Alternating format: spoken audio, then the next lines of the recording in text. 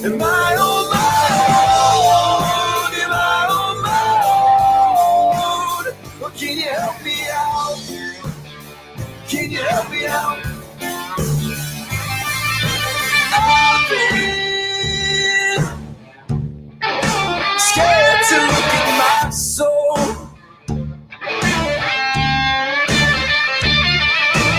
I've been afraid I would follow alone. Yeah, afraid of the things I've been told. Welcome into a Monday edition of Running Point, presented by Greenwood Chevrolet on Mahoning Avenue in Austintown. Ron Potesta with you, alongside the traveling man. We're both back. We're both back. Yeah, there you go. We've both been gone for a little bit. You had your procedure. I had my vacation, but we're back to normal. And want to commend DJ and Jeff Bezos and the boys for taking Thursday. And then Ty Bartell came in and did a good job on Friday in our absence. So I want to commemorate them first off. They're doing a good job and keeping Running Point running. Pun intended. But now, back to a Monday. Here we go. We're 5 weeks away from high school football. And we keep trucking along. It's hard to believe we're 5 weeks away from the, actually 38 days. If we're going to include, we disregard today because today's already half over. Right. So we're 38 days away from high school football. Salem will be playing Crestview. Canfield will be playing at Poland. There's a couple other barn burner Thursday matchups. Subtract 4 weeks worth of weekends. So that's 30 shows away. No, not even that. We're closer than that. 30? No, more. Less, we're closer than that. Less Running Point shows. Yeah, because Saturday and Sunday, so 2 days, 2 per days week. Per week. And so, what did we say? 5 weeks? 10 of that's 10 of those. So yeah, you're talking about 28 of them. 28 shows left. Yeah, there you go. So, be a lot of fun, that's for sure. All right, the MP Vivo Heating and Air Conditioning Hotline open for business, 330-886-0813. Apparently, we have some newfangled thing that I have no knowledge of that DJ said something to the tune of, you're going to get some comments, and I'm like, huh? And I'm like, I do what a dog does when he doesn't understand stuff. I'm like, what? So you know more about this than I do, so shoot. We are on stream right now. So if you watch Power Hour on YSN, same idea. We're going to be on all the platforms, YouTube, Twitch, Twitter, Facebook. And if you're watching the show, you want to leave a comment on the YSN inbox, whatever platform you're watching on, it'll pop up on the screen. We'll interact with it. And we're going to get a lot more engagement with this new platform as we head forward. And hopefully this is kind of like the testing month. And then when August and football season really kicks around, we'll get a lot of engagement in our I ain't getting engaged to anybody anytime soon, so you can forget that noise right now. That's not going to happen. Put a ring on it, Ron. Nah, I ain't putting no damn ring on anything anymore, let me tell you. Social engagement, Yeah, Ron. social engagement. Okay, much better. You had me sweating there for a little bit. It's like, I just got back. Yeah, I just got back. You don't need to be telling me all that other stuff. That's not happening. All right, lots of things to talk about, I guess, from your perspective. Your boy Salvador Perez is going to be in the home run hitting contest tonight at Coors because he's a veteran. Yeah. He left Saturday's game with back tightness because he dove for that pop-up bunt. And I'm thinking, man, I would love to see him win a home run derby or compete really well. But the other part of me that's pragmatic is saying, get out after the first round and just, say you compete, say you were there. And because the home run derbies can take a lot out of you. Especially the fact they can screw your swing up. If you go deep into it, and he's one of the only bright spots the Royals have right now in their offense. He's at 21 home runs. I don't want to see him hurt or lose his swing. So I'm part of me is rooting for him. Part of me is let's just have a good first round, but the other guy have a better one, and then just be like. Well, he got a crappy draw because he drew Pete Alonso, which champion. is the reigning champ. Right. So that's not good. So probably because he's the new guy, he's probably the low seed. Yeah. He's never been in a home run derby before. I don't know how many catchers really get in the home run derby, to be honest. Probably not a lot. Well, I think what they're going to do tonight is shut the humidors down. So now the ball's going to fly out of the yard like it used to back in the day. Right. They'll probably juice the balls or have the guys juice their bats, and we'll see some outrageously long home runs in this contest. I do appreciate. I like the newer home run derby format than the last one, where you just got 10 outs and you could go on forever if you wanted to. Now it's like you have a set time frame, and you hit as many as you can in that set time frame. I think that's a little bit better, a little bit more fun to watch. I'm just glad games aren't, or playoff games, or even better, a World Series isn't determined by a home run hitting contest. Because I was on social media yesterday during the Euro Cup. Italy was playing England, and oh, by the way, note to self: probably not an event that I should have watched, given the fact that I just came back from pretty interesting ordeal in the hospital.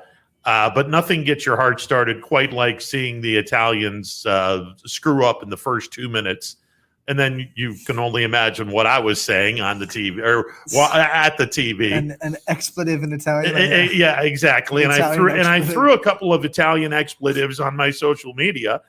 And then when the Italians scored, jubilation, positive expletive. Yeah, and then the overtime, both overtimes where nothing happened, and then they go to the kicks, to the sudden death, which is the 5 guys going to drill a ball past the goalie.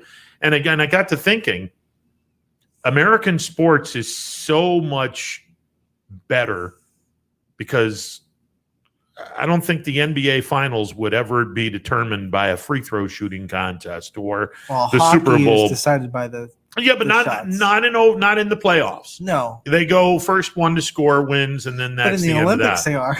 Well, yeah. So in international hockey, it's the same thing. Just international sports is weird.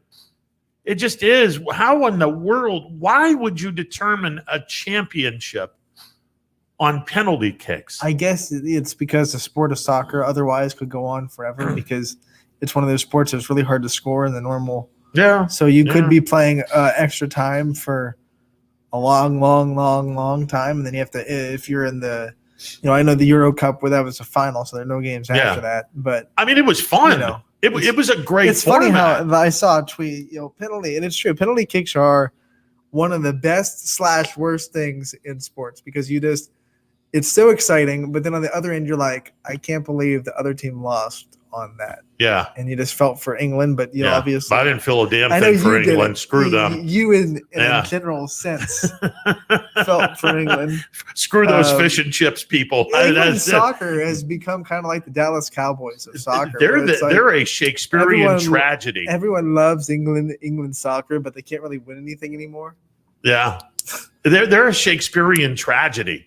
Is what they are, and actually both countries have had so much crap when it comes to their soccer. And Italy hasn't won. Oh, Italy hasn't done anything in the longest time. Yeah, for the longest time. Yeah, but thankfully they pick up the Euro Cup, and then I saw today somebody tweeted out the British guys were given their silver medal, and all of them took them off as soon as they were given to them. I'm like, what kind of punk ass move is this? It's emotional. We've seen this happen a couple of times in the Olympics, where someone expected to win, maybe didn't. They get the silver medal, and they're on the platform. They're doing what but you can tell they're just absolutely ticked that they won. Oh yeah. Who was the gymnast that was one of the best vaulters in the world, and got silver in the vault final? I think it was Michaela Maroney. And she's sitting with her silver medal, and she has that, you can see on the new Geico commercial that I can't do it. Yeah. I can't do it. It's like a smirk off to the side. Yeah, exactly. Got that on the platform with her silver medal on her neck. She got a lot of flack for it, but she owned it. She came out and said, at least she didn't take it off. Right. That was a punk ass move. And it wasn't just one person. Every one of them took it off. Did they take it off on the platform or after? As soon as the guy gave him this, put the silver medal around their neck, 3 guys in a row just went and took it off. I'm like, what the hell is that? I mean, okay, yeah, emotions run high, man. You're mad. I get it, but come on. Ron, I don't know if there's a better answer for soccer. Anthony is right. It could go on forever. Matt, our boy Matt Seidel, Coach Seidel, saying that. Yeah. Look, I mean, it's the same thing with hockey. How many times have we seen in the playoffs 2-3 overtimes because nobody's able to score because the goalie just keeps doing all kinds of stuff. And by the way, the Italian goalie yesterday, holy crap, was he on? After the first 2 minutes, that goal was softer than Sharman, but after that goal, he was nails. That was just a fun game to watch. And the longer it went, I'm just like, I can feel my heart racing. And I'm like, don't know if this is a good thing or not, but I'm not turning away from this TV because I got to watch this. Soccer is one of the only, it's one of the only like international sports where the Olympics is kind of like the second thought. You want to win the World Cup, you want to win the Euro Cup. It's like Olympics is like, it's cool, but it's not like your goal, which is funny because it's every weird. other sport is like you work forever for that one moment in the Olympics to try to win a gold medal. I mean, you would think the Olympics and the World Cup would trump the Euro Cup because the Euro Cup's just European countries. Right. It's just, it doesn't. Like people, I think the teams and the fans take the World Cup and the Euro Cup more seriously than they do the Olympics. Yeah. In soccer. By the way, speaking of, the Olympics about 10 days away and there's no fans. I keep saying like, I just hope that they just go through with it because there's a lot of protesters in Tokyo. That are very mad about it, and they're making their voices heard, and it's not a pretty sight in Tokyo right now. No. But my argument is like they're going to be isolated from the rest of Tokyo. Like they have the Olympic Village that no one else is allowed into. There's not going to be spectators, so there really shouldn't be an opportunity for a spread of anything, even if someone brings it from another country, because they're going to be isolated from the rest of the country because they're going to be in their own little bubble that no one else is allowed to go into. I don't know what it's going to be like, that to not have any fans cheering anybody on, and it's going to be really quiet. I mean, it's okay. It's one thing when we saw it in the NBA when they were in the bubble. We saw it in some way, shape, or form with Major League Baseball last year, and even into the World Series. But this is different. This is a worldwide event. I will say that during most Olympics events, especially the individual ones like the swimming, the diving, the gymnastics, the all around, the ones that are individualized, I don't know if I watch them for the crowd reaction as much as I watch them for the story. Yeah. You know what I'm saying? Like, yeah. I don't know how much I'm going to miss fans in the gymnastics all around final or the swim finals or the track and field. Because it's like, you hear, but you're almost not even focused on the crowd. You're more focused on the jubilation and the reaction of the actual athletes. No, that's true. They're individual. Now, the basketball side and like the volleyball, the team sports, you probably miss the fans a little bit, but we've been through that already. So I think it'd be, I'm still very excited for the Olympics. I know you like the winter a little bit more than the summer. No, I'm going to watch it. There's no question. I'm going to watch it. It's just going to be really weird. It is. Not hearing the crowd. And obviously the poor folks in Japan, first of all, they got it worse than we do with COVID. And secondly, you spend just an enormous amount of money, and you're about to lose an enormous amount of money because the fans who buy all the tickets and all that money goes to making a profit. Now all of a sudden the folks in Japan just spent literally billions of dollars to do an Olympic game in which nobody is going to be there to watch it, and you've just lost billions of dollars. The opening ceremonies is going to be weird to watch. That is going to be weird. It just is. Because it's like it's going to be the spectacle, but no one's going to be watching. Yeah.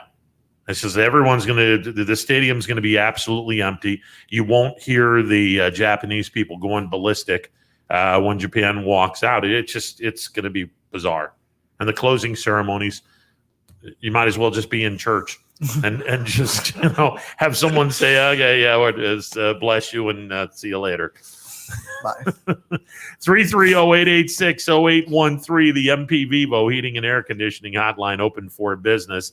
DJ letting us know instant gratification is taking a chunk out of sports, not in a good way. I agree with that. I agree with that wholeheartedly. That's why the NFL has had they don't want overtimes going. The NBA has cut down overtimes. The MLB has cut down the game times just so they can get games over with quicker. We've seen it in a lot of sports. I just don't like how they're doing it They're not doing it organically. They're doing it by tearing the fabric of the game. Not a fan of that. Yesterday, MLB had their draft, and everybody, and I do mean everybody, and their mock draft went to hell in a handbasket on the very first pick. Bravo to the Pirates. Absolutely bravo to Charrington, to the entire organization. Yes, they could have gotten Marcelo Meyer, who is a fantastic shortstop from what I understand. Henry Davis is the best player in college baseball this year, and frankly, it's not even close in terms of an everyday player. It's not even close, number one. Number two, the Pirates do not have a catcher in the minor leagues of any substance past Stallings, who's in the major leagues. This is a win, and oh, by the way, win for the Pirates getting Henry Davis.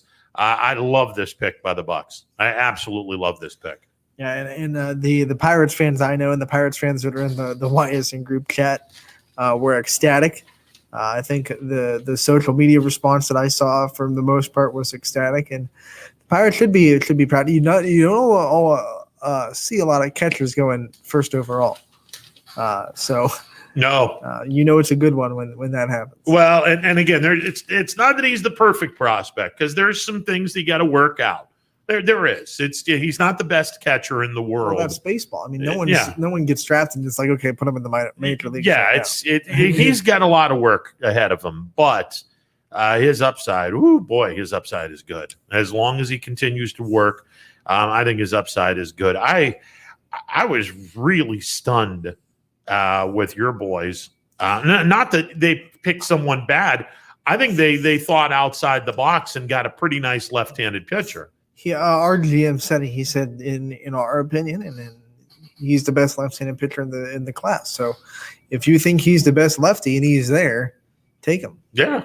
So straight out of high school, the interviews that he did after seem like he's got a good head on his shoulders. Is NWA going to record straight out of high school? Yes. Straight out of high school.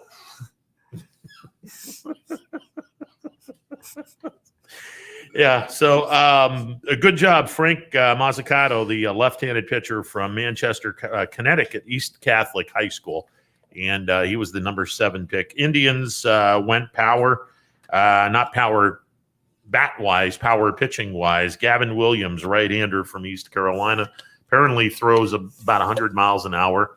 I don't get it done. Which, that and a quarter will get you. Well, it doesn't get you a newspaper anymore. Maybe it'll get you a piece of chewing gum.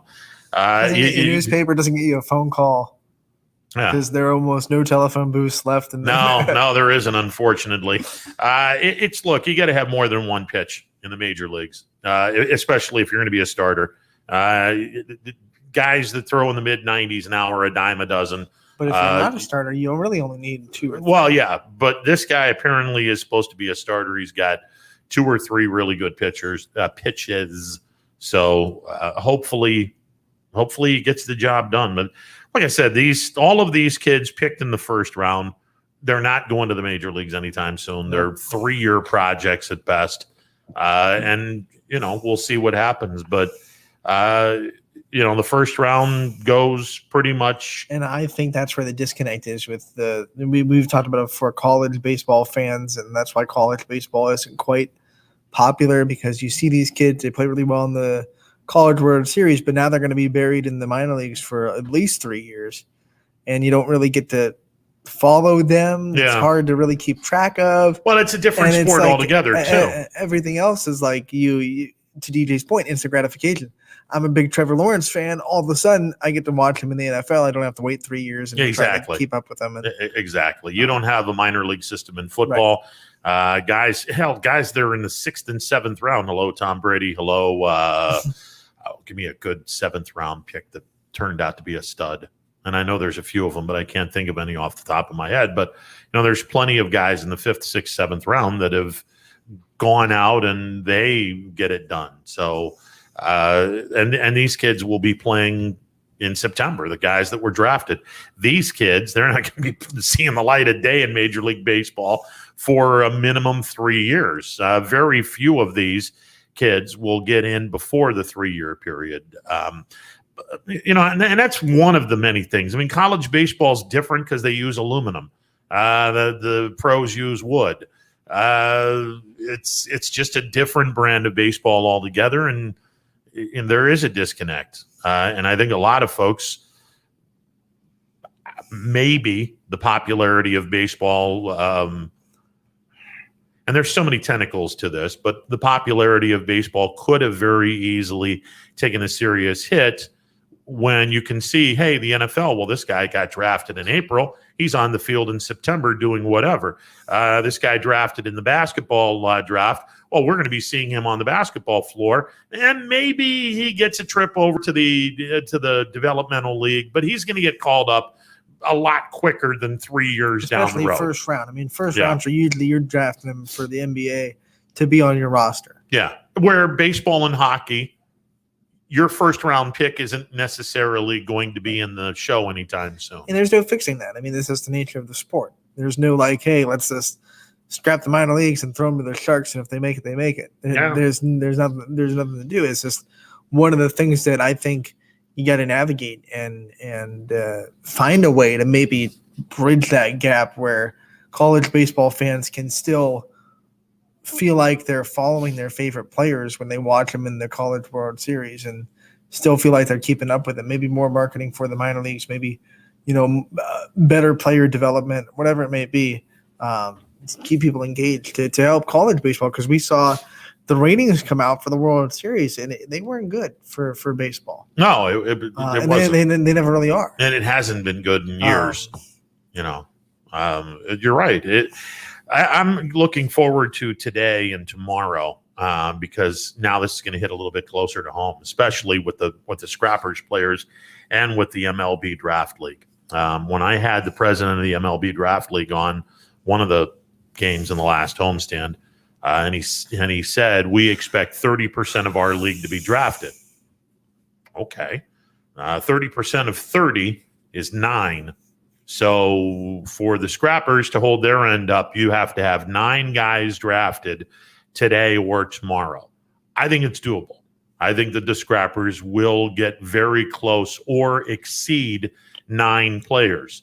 I don't know about league-wide of whether or not they're going to get 30%. And then you wonder, like we've been wondering for the last couple of weeks, what will the Scrappers look like when they have to That was, and it was interesting. That was a conversation that we had, and I asked him point blank, are you in negotiations with the 30 Major League Baseball teams to have these guys still part of the MLB Draft League? And he said, yep, absolutely.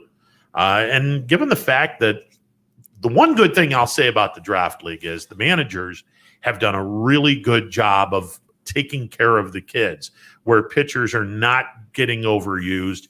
Everyday players aren't playing every day. Some of them are taking a day off, 2 days off a week, and all of them are getting some reps. So I think that from the aspect of, well, can I trust this league to take care of my property? I think that the MLB can.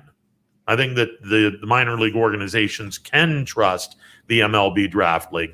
And honestly, if this league is supposed to succeed, and again, this league got put together way too on the spur of the moment, and we've already seen some things that are hopefully going to get changed in year number 2.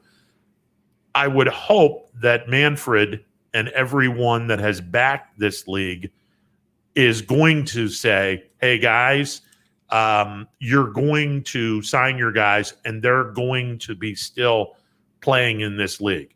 It's not like anyone's going to be going right to low A ball, because you've gotten rid of short A ball. You've gotten rid of every aspect of short A ball. I mean, what are you going to do? Send the kids over to Arizona or Florida and let them play rookie ball? This is a better brand of baseball than rookie ball. You might as well just keep your kids here and let these guys take care of them, trust that they're going to take care of them, and go from there. Here's what's going to happen. But every team now, when they have their player and that's their property now. Oh, yeah. they're going to send out like the memos that say my player can't do this, this, this. Yeah. You better keep on this, this, this. Yep. And then the managers are going to have to abide by these rules that each 30 team gets to kind of comprehend. But I think that the players will be able to stay. That being said, the other thing I worry about or I wonder is what the product will look like after the draft, because you're going to have 30% of the league that's already drafted, so they don't have to worry about their stock anymore. Yeah. And then 70% that's like bummed because they didn't get drafted and they can't get drafted until next summer. But they can be signed as a non-drafted free agent. So they still have some incentive to bust their ass. Right. But what about that 30%? Like, they still have some incentive to bust their ass too, because I wonder how much the teams now that own those 30% are going to be watching their performance in that league and really gauging what they're doing, or if it's just kind of like, I think finish they your will. time and we'll see you. No, in the spring. I think they will. I definitely think they will. And let me peel a little part of the curtain. When you were talking about, Major League Baseball teams physically or literally calling up the managers saying, like they're ordering food from McDonald's, which I'm not going to do anymore, by the way, which I can't. I'm not allowed to. God, that sucks. And anyway, they're going to say, hey, my kid needs to do da-da-da-da-da. Don't think for a second that minor league baseball isn't the same way.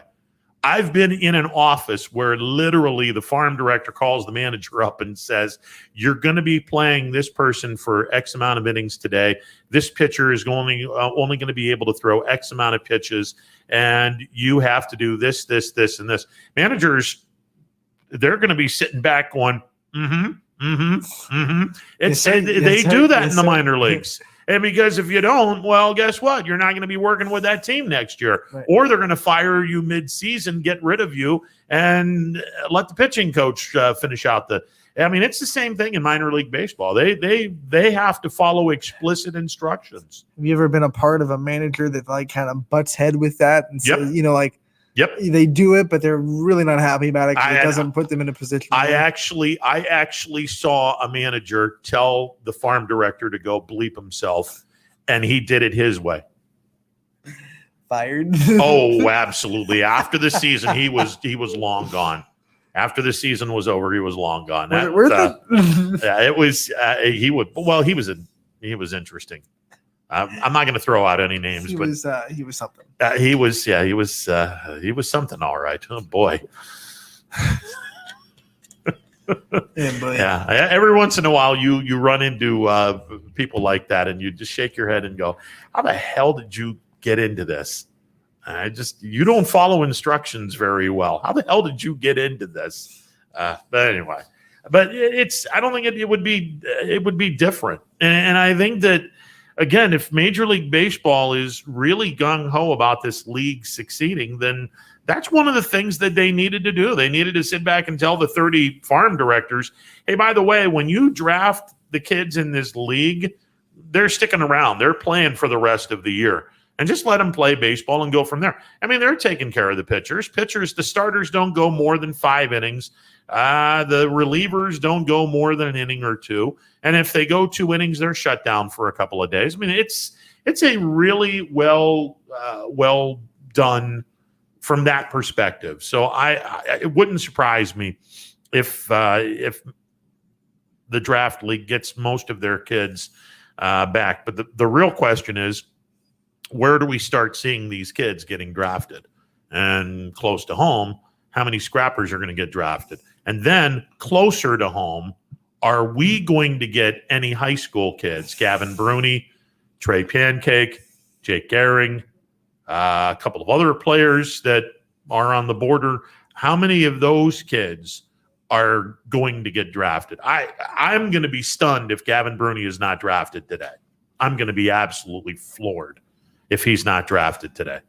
And then you wonder also if teams of because I know anyone can watch the MLB draft league whenever they want on YSN or the other platforms that other teams use. But I also wonder how much geographic, like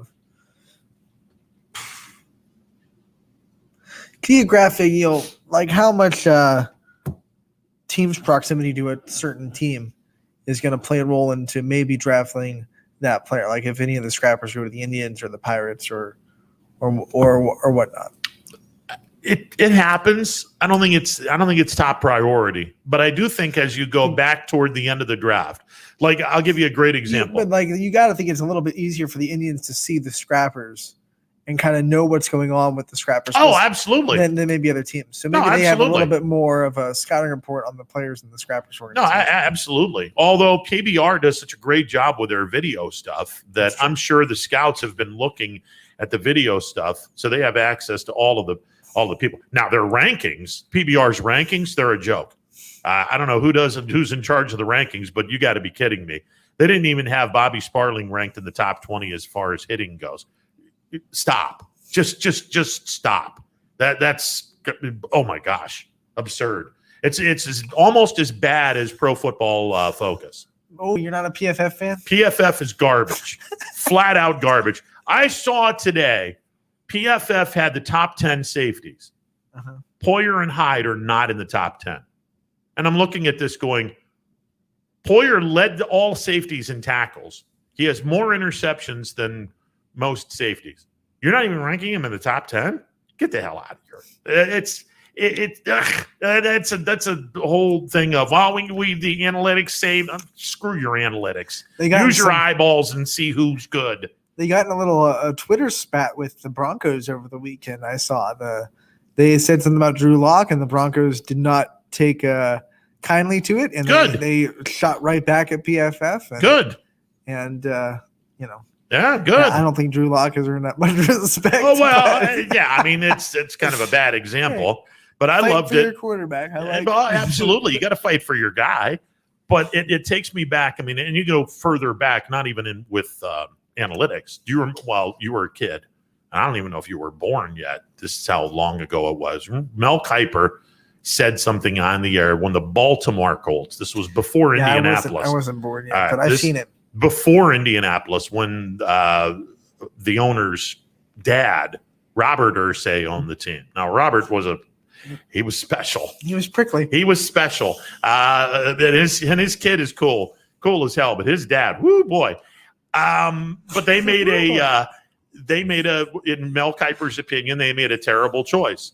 And Mel Kiper goes off on the Baltimore Colts and says, well, this is why they're a bad organization. And the general manager of the Colts goes, who the hell is Mel Kiper? He's in his mother's basement doing God knows what with a draft thing. He probably never put on a jock strap in his life. I'm like, get the popcorn, let's go. Right. That was and then Mel Kiper went right back. Oh, he went right back at him. Absolutely he did.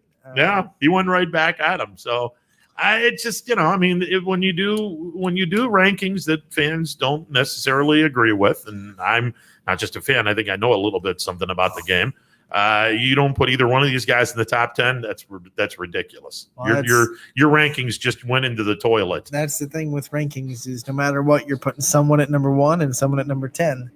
And that means someone's going to be happy and someone's not going to be. Well, I mean, and it's polarizing, and it's also subjective. I think with COVID, we got so infatuated with rankings over the dull sports area. Now it's all of a sudden rampant. Like every day there's a new ranking, like NFL's best. And it's become this thing. I'm kind of sick of rankings. To be honest, my rankings that matter are how much you win and how much you lose. Yeah. That's it. Well, and the other thing is, look, I'm not going to go based off of obscure numbers. I'm going to look at my eyes and say, hey, this guy covers an awful lot of ground. I don't need to know, the formula, how much he's covering ground.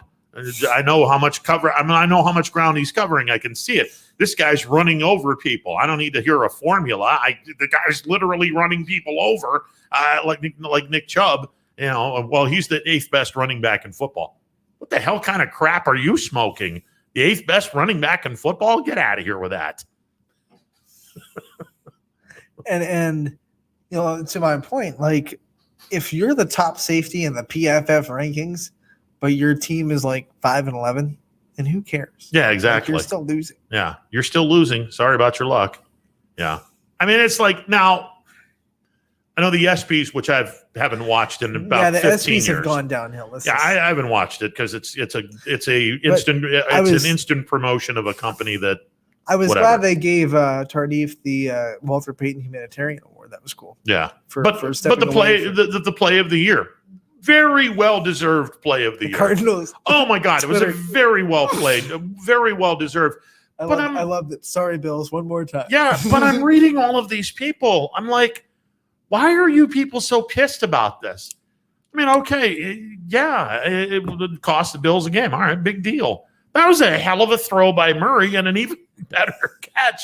Hell yes, that's the play of the year. Oh my God, it was ridiculous. I'm not going to lose any sleep over the fact that it happened on Buffalo's watch. I mean, it would be the same thing as if they said Mike Davis's interception in the end zone from Brian Sipe in the 1981 wild card game, 1980 season, 1981 wild card game. That's our play of the year. Okay, I got no problems with that. It just, did it come at the expense of your team? Yeah, but oh well. I thought it was a great play. I did, and I'm still shaking my head, wondering A, how the hell did he throw the ball that far when he was on the run, and B, how the hell did that guy catch the ball? He had 3 guys all around him, and ball just magically went into his hands. Crazy. There's no question it was a play of the year. Woof. That was a damn good play. I don't necessarily like the fact that it happened against my team, but whatever. I just love the Cardinals tweet. Hey, at Bills. Yeah. Sorry. Yeah. Sorry. Just one more. Just one more time. 330-886-0813, the MP Vivo heating and air conditioning hotline, open for business. That's the kind of Twitter account that you need more of in the MLB. Oh God, yeah. Yeah. You have marketing problems as it is, and social media in the MLB on a large scale. The Indians run a great one, by the way. They do. Whoever runs the Indians Twitter, but there's just enough snark to keep you kind of great wondering. example. Marlins on that Acuna play. Any respectable person would say we're not going to show that replay. Yeah. On social and praised it because it was the inside the park home run. Yeah. But the replay showed Acuna go down and you could see he was hurt. Like it wasn't like it was off camera. Yeah. And you cut to the mark. No, it was like the Acuna's down and it kind of just you didn't even see the guy running the bases. You could have very easily had the ball go over Acuna's head, then flash away from him and watch your guy run around the bases. You can make a tweet saying it was inside the park home run. You can make a tweet, whatever. Yeah. Don't show that replay with a positive tweet. No. And they did it, and they had to delete it because so many people were like, that's garbage. Yeah, there's nothing positive about that. And it's like, come on. Arguably, yeah, you got to think. You just seriously have to think. Arguably, and look, I mean, I'm not going to go into all the people that could be the face of baseball, but with Mike Trout out for most of the first half of this year, I think a lot of people have moved on. His teammate Shohei Ohtani he's one of them. He's one of them, no question. I think Fernando Tatis Jr. is one of them, but Ronald Acuna is definitely one of the faces of Major League Baseball, and to see him go down like that sucks. It absolutely sucks. And for an organization to try to put a positive spin on, one of their players getting a home run at the expense of, one of the 2 or 3 faces of Major League Baseball currently blowing his knee out. Do better. That was just stupid. And I was surprised because it was the Marlins were home. Yeah. So it was their video crew that didn't cut to their guy running the bases. It was weird. Bad luck. Yeah, it was Luck. weird. But like one of the things, like MLB they need better social media accounts. They need better people running the social media. You need to put more than just your promotions and video highlight replays. Yeah. You need to have a little bit of personality in there. Exactly. And the other big issue that Major League Baseball, and not just Major League Baseball, minor league baseball has the same thing. I had some of my buddies catching up and wondering how I was this weekend. And one of my dear friends is the play-by-play broadcaster in Chattanooga. Now, he's a little older than I am, and he's been at it for a long period of time. I said, aren't you doing a game? He goes, yeah. He says, we're going to get rained out. I said, home or road? He goes, oh, I don't do road games anymore. Excuse me? Well, what do you do? He goes, oh, I broadcast the games. He says, I just don't go. The hell are you talking about? You don't go. Oh, no, it's the team's discretion, much like Major League Baseball. And I was under the impression because the Indians allowed Hammy and Rosie to do whatever. Not everyone is on the road. The Royals don't travel. Yeah. I'm just like, guys, you got to open this up for everyone because your broadcasts suffer because of this. And B, you're not doing your team any favors by doing this. You just aren't. It's the quality of the broadcast is going to be it's going to be affected. I saw where John Sterling, the voice of the Yankees, thought that Aaron Judge had homered again, only it was a replay from his first home run, and he called it as if Judge had homered for a second time. And he went off after he realized that this was a replay and that he screwed up. He went off. He was like, I just can't do this. This is ridiculous. Major League Baseball seriously needs to get with the 21st century. And, COVID is now on our rearview mirror. Let these guys do their job in the booth and let them go follow the team. This is ridiculous. And once again, we saw how cool it was to have players mic'd up because they did it for the Futures game yesterday. And it was really cool to see guys in the batter's box be mic'd up and talk while they were doing stuff. Yep. Do it. Yeah. It's just, we can't do that. This was an exhibition game. This wasn't really an exhibition game. People can sit back and say futures games, it's just an opportunity for these guys to get together. First of all, the athlete who isn't in the major leagues yet, they don't stop their engine because they haven't reached the major leagues yet. Right. They realize, hey, I'm not only playing this game representing my organization, I'm also representing my brand because there's going to be a half a dozen to a dozen teams that are going to sell or buy come trade deadline. And I might be one of those people. So if I do a really good job here, a lot of scouts are going to be like, hey, how can we get our hands on this guy? What would it take if we trade off and sell? What would it take to get one of those prime real estate minor league prospects to rebuild our farm system? Hello, Pittsburgh Pirates, and maybe Cleveland Indians, depending on what they decide to do after the All-Star break. So it's I'm with you. Put the microphones on these guys. Have some fun. Hell, even wire up Altuve. He doesn't have a tattoo apparently, since he disrobed on Sunday. And do you remember a couple of years ago when the whole beef? Yeah, he went like this and went like this. He goes, I was getting a tattoo. You had your shirt off yesterday, and I didn't see no tattoo. Did you see the Dodgers guy? They hit a home run, and he was doing that. Yeah, while he was rounding the third, just to poke at the Astros. Yeah, that's just come on. Yeah, you weren't getting a tattoo. Yeah, you weren't getting a tattoo. You were getting buzzed. With that, the Trevor Bauer thing and the pitchers getting inspected. It's just another punch to MLB's marketing and MLB's popularity, and it's like every year there's something that really tears them down a little bit, and they're coming to a trade agreement. Oh well, yeah, that's right on the horizon. It's like they can't handle this. Yeah, this is the dark cloud that is coming toward a major league stadium near you. A clean season without any incident. Yeah, and they didn't get anywhere close to that. Well, they could have had the cleanest season. There's still going to be a work stoppage. If there's not a work stoppage, I'll be the most stunned human being in the world in baseball. It's just the management doesn't trust the players don't trust the management. There's going to be a work stoppage, and it's going to get ugly because I just can't see Tony Clark and Rob Manfred agreeing on much. Although I would love to see both of them in a steel cage. Speaking of that, yeah, that would be nice. Conor McGregor, Oh, his career's over. yeah, stop with him. All that was Saturday was a money grab. Oh, that's all. Yeah, that's all it was. We all know that.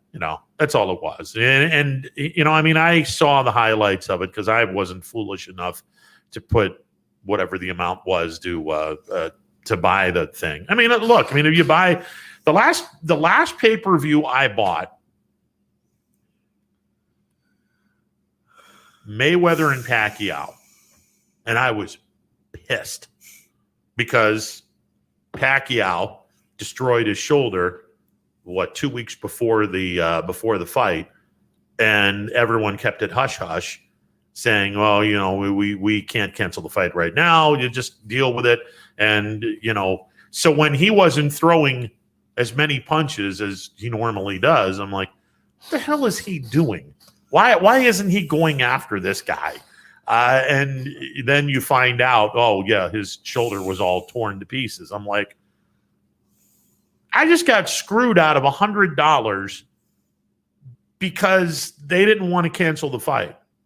Oh, I was pissed when I did that. And then I remember, when Ronda Rousey's peak at the UFC, people would her pay-per-view was a ticket. And then she would end the fight in 14 seconds. Yeah. It's over. Done. And you're sitting there like, I just spent $90 on a 14 second fight. What the hell is wrong with me? I mean, that just that's kind of, and it's not the same, but it's kind of like going down on a whim that, hey, X amount of money is going to turn into XXXXX amount of money when I get done at Hollywood or at Mountaineer, or when I get done putting money on a game, because I know this game is going to go my way. And then you turn around and on your way home, as you scrounge enough money to get past the toll in West Virginia, you're like, what the hell is wrong with me? Why did I do something like that? I mean, yeah, I'm having a conversation with myself right now. There's something's wrong with you. There you go. So, I mean, okay, you wanted to get the fight, and Conor McGregor, he sells it. God bless him. He is a showman. He is. Yeah, I think 70% of his personality is. I mean, you can't be that much of a. Yeah, you can't be that much of a D-bag. Maniacal D-bag on purpose. Yeah, yeah. Without it being on purpose, I think he's a great character. And I hope that it's a character, because if he really acts like that and he's really that kind of, some of the stuff that he said after he snapped his ankle, and he's talking about this guy's wife and kids. Right. Like, what the hell is wrong with you? I guess in a weird way, is he trying to set something up where after his leg is fixed, he's done? He's first of all, he's not that good at what he does. He isn't. He's gotten his ass kicked 3 straight times, and he was going to get his ass kicked again here. And he can sit back and say, "Oh, I was in the fight." You were getting your ass kicked until your ankle snapped. He's done. Stick a fork in him. Go move on with your life. It's move away from this. But he's a showman. He'll con his way into getting people interested in purchasing the pay-per-view. It's people that have that magnetic type of personality that can push the right buttons to get people to buy the pay-per-view. Floyd Mayweather is another one. Oh my gosh. Floyd Mayweather is a freaking genius. I mean, his boxing skills, not anywhere close to what the people would say. I mean, he's good. Don't get me wrong. He's a very good fighter, but everyone that's ever, pound for pound, he's the greatest fighter. Get out of here. He's not even in the top 25 all time. Get out of here with that crap. He spent his entire career fighting guys that were past their prime, not completely past their prime, but you get the apex and then you go downhill. He made a career out of fighting guys that were in between the apex and down on the other side of the mountain. They were good, but they weren't at their best. He made a career out of that stuff. And he made a shit ton of money. God bless him. You know what else he made along with his career? a lot of money. Oh my gosh, they don't call him Money Mayweather for nothing. He's God bless him. Guy that took a persona that was like he doesn't act right. I think his escapades have been very well documented. That he's maybe not the best person in the planet. And hopefully that's a but gimmick. Once again, it could be a gimmick, and if it is, it sells. Yeah. Which is another thing that kind of like, why is that character sell so much? Why does Conor McGregor's character of being a absolute douchebag, for lack of a better term, without going into... I finally got you to say something that good. Why? That's not a swear word. Bravo, sir. There's progress. By the way, I did not swear during the All-Star game. No, you didn't. By the way, Brandon's saying Conor needs to go to the WWE. Amen. Yes. Agreed. Completely agree. You don't need to worry about injuries because you're not actually hitting you. But I mean, but it's coming. It's choreographed. It's scripted. Yeah, absolutely. But those chair shots, they hurt. That's where UFC players kind of go after their. We saw Ronda Rousey do the same thing when she started to get beat by people that could do more than she could. Yeah. But she was just judo. Yeah. Go right to the UFC. Oh, she got clobbered a couple of times, and I was like, okay, you can't. Once you get your first concussion, you're pretty much guarded. Because she finally fought someone that could adjust to what she did. Yeah. Pop her in the face. She's not a ground fighter. No. And no. I think it was Holly. What's her last? The first person that beat her took her to the ground. And it was Yeah, that was it was interesting to watch that, but it's the guys that make the insane amount of money. Hey, they're marketing themselves. They're marketing geniuses. Conor McGregor in the MLB would be hilarious if he could market the Major League Baseball. Now, I'm not so sure that he would be able to market Major League Baseball the way baseball people would like it. Before Trevor Bauer got into his trouble, he was the Conor McGregor-ish type absolutely, of player in the MLB that kind of rubbed people the wrong way, but you love to watch it anyway. Yeah. Well, he rubbed a few people the wrong way, and that's why he's in a little bit of little bit of trouble.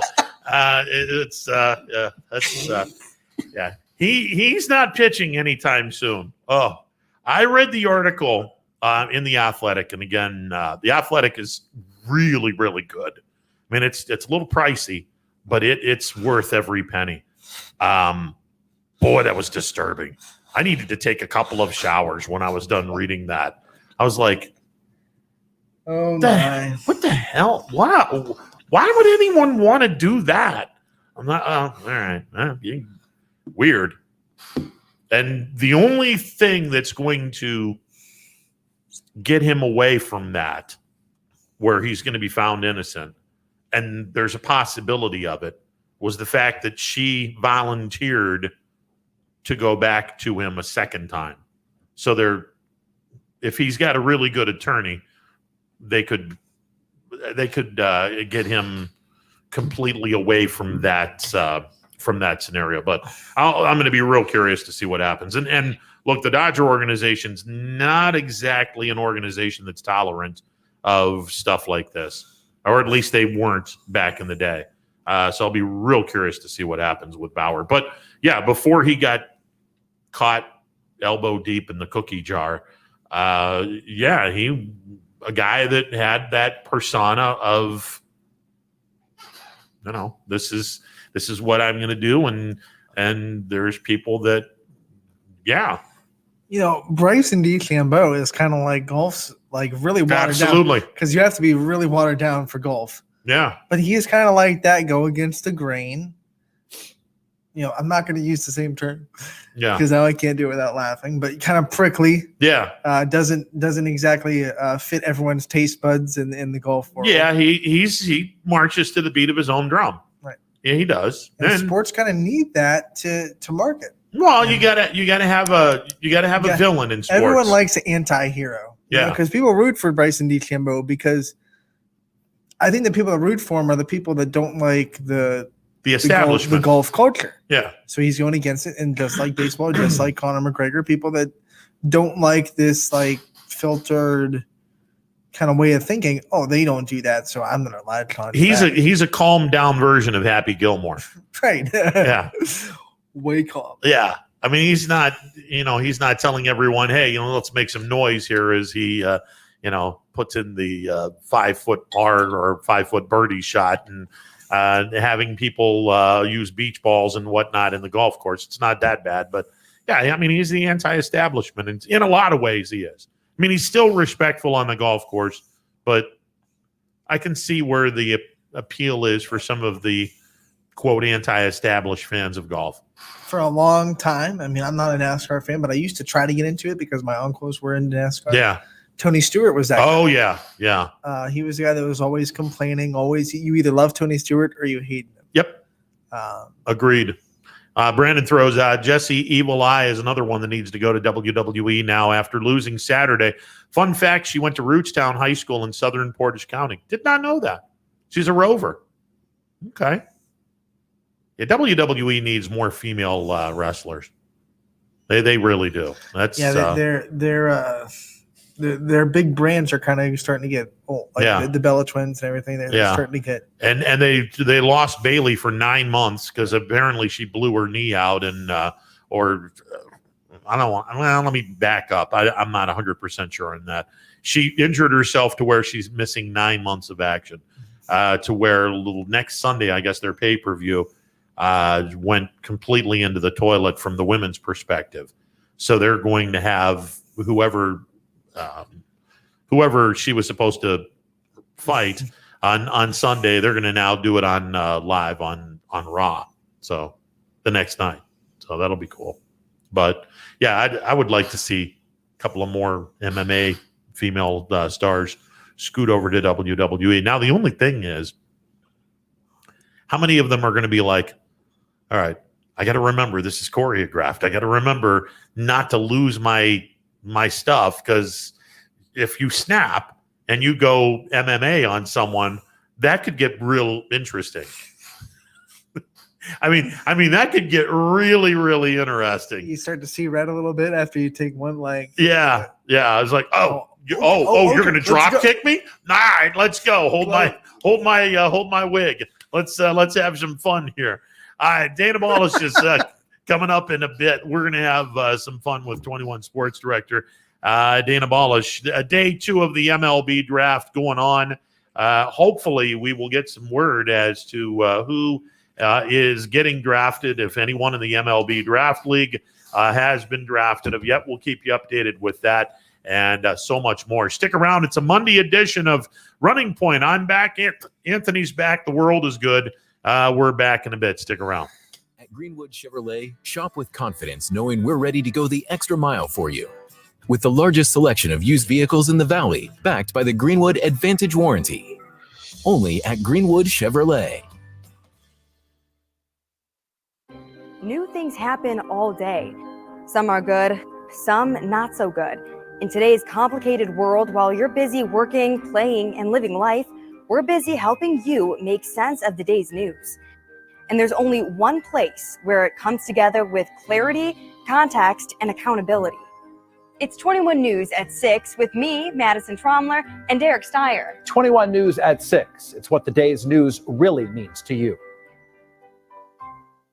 Welcome home to a home made homier with Baird Brothers Fine Hardwoods. Inspiration starts at BairdBrothers.com and is turned into reality when high-quality hardwoods are delivered right to your home. Baird Brothers has the latest design trends, shiplap and skinny lap interior siding, antique oak rustic flooring, and, well, you'll find them all at BairdBrothers.com. Ordered easily, delivered conveniently, enjoyed comfortably. BairdBrothers.com. WRS Wealth Advisors, the area's premier wealth and retirement specialists. Located on South Avenue in Boardman. Hi, this is Jim Myers with Myers Family Insurance, your local Medicare and retirement resource. We're excited to have sports back. Whether you're on the field or cheering from the stands, sports unifies communities and brings hope for the future. We're all one team working together. At Myers Family Insurance, we know the importance of a great team. Our team continues to grow to help you with your Medicare and retirement needs. The annual election period is October 15th through December 7th. Now's the time to make sure your plan continues to meet your needs for the upcoming year. Call today. Hi, I'm Colin Chupa. And I'm Kelsey Clem from K-Squared Marketing. Our boutique marketing firm specializes in media planning and buying, public relations, event marketing strategies, and strategic sponsorships. We can integrate our services with your existing game plan, or we can be your entire marketing team. Your goals, our game plan. Let's win together. Call K Squared Marketing at 330-623-2730 or visit ksquared.marketing to learn more. At Hubbard Chevrolet, Hubbard can help you get the financing you need regardless of your situation. I'm Tony Page, and I've helped thousands of customers in Northeast Ohio and Western Pennsylvania buy a vehicle. Bad credit, no problem. I can get you approved for a low-interest loan and maybe even a low-payment lease on a new car at the #1 Chevy dealership in Trumbull County for 3 years in a row. Visit HubbardChevy.com to get pre-approved or come see me, Tony Page, to get a new vehicle today. Remember, folks, Hubbard can help. Welcome back to this Monday edition of Running Point. Ron Potasta with you alongside Anthony Hardwig. Apparently, Dana is busy, so it's all right. We can go through this show without Dana. I mean, Dana, we miss you, buddy. Yeah, I mean, it's we do. But as the show goes on, show must go on. Show goes on. By the way, I noticed. Did you see me get something out of my bag? I noticed you had something in your bag that is of interest for me. I had to call your doctors first. Oh, yeah. Look at this. He's going to take away that stuff now. But for those of you that don't know, I was in Kansas City for the week, and I promised Ron some barbecue sauce straight from Kansas City. So I am a firm believer. Ever since you gave me this stuff, the first time, too. Yeah. Let me see. We gotta look at the nutrients here. Oh Lord, this is original. This is Dr. Yoakley over here. That's now as if I don't have enough people telling me, "Hey, you're not allowed to have this." Original recipe and mild. So I did not get you the spicy stuff. That's okay. That's good. Per your request, you said no spicy. Yeah, I didn't want any spicy stuff. There's only 360 milligrams of sodium. This is good, and it's not like I'm going to sit back and drench all my chicken with it. Which, by the way, is the only quote meat that I can have. By the way, this bothered me. So I'm done with the procedure and whatnot, and the doctor said, "All right," he says, the hamburgers are pretty much done. What are you talking about? He goes, well, he says, the only hamburger you're going to be able to get now is 90 or 95% lean. I'm like, do you realize how much more money that is than an 80-20 burger? And they go, well, if you want to eat a hamburger, that's the only hamburger you're going to have. All right. Now that I'm looking through all this stuff, God, it bothers me to no end that the stuff that's good for you costs an arm, a leg, and your firstborn, and the stuff that's no good for you doesn't cost you anything. It's simple economics. Stuff that is better. Yeah. Costs more. Like Mike Trout or Wilmer Defoe. Yeah. Take your pick. Yeah. Well, I mean, that's a player, though. I mean, it's What I'm saying is. But I understand your point. I understand your point. I get it. You got to put the effort in. Yeah. So your and so far, so good. 90 to 95. Yeah. Or death. Yeah. so far, so good. Although, when I came home, I had 4 bags of spinach. I'm like, spinach is cheap. What is this? Spinach They go, well, this is your salad. I'm like, you got to throw some lettuce in there. Lettuce isn't bad for me. You throw some lettuce in there. Nutrients. Yeah, so that's all right. So I'm in a little bit of lettuce, a little bit of spinach, a little bit of carrots, a little bit of celery, a little bit of cucumbers, a little bit of olive oil in there, teeny tiny amount of salt because you got to have that. And there you go. It's not bad. Grill some chicken up, cut the chicken all into pieces, parts, put that on the salad. I can deal with it. Do a little bit with that steak, but you can only have steak once a week because red meat's kind of can't do red meat. So you're only able to do that once a week now. So I'm like, once a week. Good Lord, I had red meat 5 times a week. Gee, now I wonder why I had blockage. As we sit in the Cheaper Farm studios. Yeah, exactly. So, but I'm sure that he's going to magically give me something that's going to be good for me. And he'll give you the same grass that the cows eat because that's what you're eating from now on. that's it. So and I'm fine with that. If it's, and I told the doc, I said, it's not that I can, nobody in their right mind is going to give up this stuff cold turkey. You just can't. So you're going to sit back and go, once a week, I'm going to have X. Once a week, I'm going to have Y. Once a week, I'm going to have this. Like yesterday, went to Mass with my 95-year-old great aunt, and we went to Bob Evans afterwards. And I swear she was under instructions. If he eats sausage, you kick his ass. I'm like, she's like, well, what are you going to order? I said, I was going to eat some scrambled eggs and sausage. She looked at me and she goes, you order sausage, I will kill you. Okay, we're not ordering sausage then. But here's the thing, Ron. She doesn't have to because you'll kill yourself. Exactly. So I said, you know what? I'm going to be proactive. We're going to go turkey sausage. Turkey sausage is supposed to be good for you. I actually had that the morning after the procedure was done because I had to stay there. Had to stay there the night. No, they encouraged it. They said turkey sausage tastes different, but it will actually be acceptable. You can do this, but you can't have the regular stuff. I'm like, all right. Took one bite of that, and I'm like, so this is what life is now. this is going to be tough to get used to. This is, but it wasn't as bad. Now, turkey bacon, hell no. You might as well take a pickaxe and just start drilling me in the head with it. I'd rather have that done to me than have turkey bacon. So I've been through something similar, not to the heart, but it's like you will get to a point where you don't want it. Yeah. And if you eat it, it won't taste good. Yeah. And you're going to get to that point. Like I quit cold turkey. It was sugar, all that stuff gone out of my diet. And it was vegetables and fruit got me through. But there you go. From a standpoint of like if you drink alcohol, people ask me, well, why don't I drink as much alcohol as, all the other people that tend to come through these doors? Yeah. Well, alcohol goes in your bloodstream and it becomes sugar. Yep. I've had my last beer. I'm not having any more beer, period. But you can quit that cold turkey. I can do that because I can drink a glass of red wine. Right. Which is better for you. Which you could have been doing the whole theoretically. time. Well, that's true. And I'm Italian and I drink both because I'm greedy that way. But that's the beer part of it's gone. I've had my last Budweiser Light, whatever. I'm done with it. I've never heard Budweiser. Yeah, Bud Light. I'm done with it. So that's one thing that's completely out. What's the one thing that's going to be hardest for you to give up? Chocolate. But you can. You noticed that I did not go over and snag a Snickers. Can't do it. If I have chocolate, my daughters thank you. Yeah, well, you tell them you're welcome. If I have chocolate, it can be dark chocolate, and I cannot consume more than little square little thing. Like what's the uppity brand that everyone goes crazy about? It starts with a G. Godiva? Yeah. No, not Godiva. Giardella or Giardellas.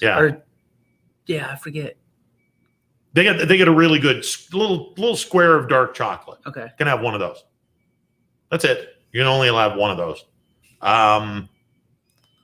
I can do like snack pack or pudding? Jello pudding, but you can't do the regular one because it's too much sugar. Yeah. And the sugar-free tastes like ass, so I don't want that. So again, you're not like you're gonna be clamoring for sugar-free. Like you say it, and you're like ice pick to the head. Like after 2 weeks with lettuce, 2 weeks with spinach, even though I know you said you like spinach, like you're going to be clamoring because your sweet tooth is not just. Oh no, I trust me, I already am. So that sugar-free stuff is going to taste like the real thing. Yeah. In your brain, it's going to be like, oh, this is awesome. Trust me. Like people told me. I hope you're right. I hope you're right, but there's a couple of things But you're drinking straight water now, right? Straight water. I cannot have soda anymore. You can have tea. Yes, but I can't have it sweetened. I can have regular iced tea, but you can't have a sweet tea. Which is okay. I can do Arnold Palmer, but lemonade's filled with sugar as well. But I'm going to bounce away from that. I just can't have any soda anymore. And diet soda is not good for you either. So No. that's out of the equation as well. So I'm strictly drinking water now. And that's where it's going to come in. That's where like the sweet tooth, because you're going to get to like 2 weeks in, especially as we move towards the holidays. Oh, that's going to suck. Yeah. Well, the holidays are going to be tough for you because here's the thing. Yeah. The people don't realize this. It's you sitting down at a table with everybody else. Yes. They don't have the restrictions and you do. Yes, So you almost have to bring your own food. pretty much. It's ludicrous. Yeah. So that's the biggest challenge. So it's nice that you get to start now. You get a little bit of a jump, Yeah. but the holidays are going to suck. They're gonna be bad, One of the things that, I'm a cookie fiend. right? Love cookies. Lorna That's Doones. out. That's Yeah, no more Lorna Doones. That's out. Lorna Doones sales just dropped. The That- stock. that's out. I Crashing. mean, like I said, once a week you can treat yourself, but the days of, hey, you're going to go to the store next door and buy a pack of Lorna Doones and eat the hell out of them, that's done. See, I couldn't do the 1 day a week thing. Like Yeah. they said, okay, you can do 1 day a week, but like they call it like cheat day, right? Yeah, can't do it. But your days of the week start getting shrinking. Like Yeah. I'll get this on Saturday, so then on Monday I can do it for next week. that's I've already said I am picking a day and I'm not leaving a day. This And what is day where is the that? day is. Sunday. I was gonna say it has to be Sunday. Sunday. Because of football. Absolutely. Listen, there's a lot of things and a lot of words that people can use to describe me. Stupid ain't one of them. Sunday, abso-friggin-lutely. I'm the NFL. I'm gonna gorge. Now, not completely gorge, but I'm gonna have me some fun on Sunday. So the rest of the week, all right, great. Now, can I watch Notre Dame football eating walnuts and cashews and peanuts because they're good for you? High in fat. Yeah, but you can. But they're, as long as you don't excessively munch on them, like destroy a whole bowl full, you're okay. So you're looking at like popcorn. Popcorn's where you're gonna have to go. Like And that's fine by me. unflavored. Unbuttered popcorn. See, now that's But you can put cheese on it, which has become my love. You put Parmesan cheese right over the top of it. I don't think I've ever had that. Oh, it's money. Especially if you have to eat the unbuttered stuff. The cheese. sprinkly? Yeah. Huh. Yep. All right. Because it gives you flavor. Because you might as well eat styrofoam. You ever see those packing peanuts? Oh, I've had You might as well eat those. No, if you're eating. the rice patties. I love the rice patties. Somebody gave me this, and I'm like, what the hell am I supposed to do with this? This looks like something that I would See, I like rub up against. Careful. Careful, Trevor. Careful. Yeah, exactly. What is this? A scratching surface that you use to clean your golf clubs? By the way, I did that on Saturday. Oh my gosh. Golf? Yeah. Or clean your golf clubs? I cleaned my golf clubs. Your golf clubs are from what era? Well, they're not that old, but they've never been cleaned before. Holy. Is there a 19 in front of it? No. You have new golf clubs? Not new, but they have a 2-0 in front of it. Barely. You bought them or they? You Oh bought no, them I bought used? them. I bought them. Okay. Brought them brand new. I think they were like $200. Okay. Yeah, bought them brand new. Shine up. I even want to say I was 2009. I want to say I bought them. Okay, so they're what? Yeah, about 12 years old.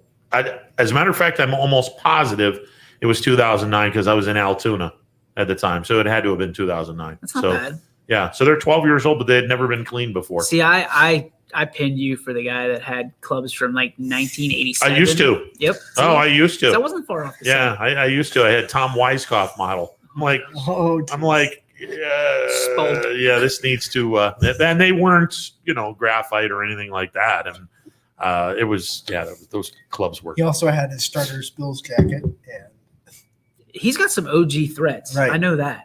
He's repping the WRS, which I know they appreciate. They sent me a text and said thank you. Well, you're welcome.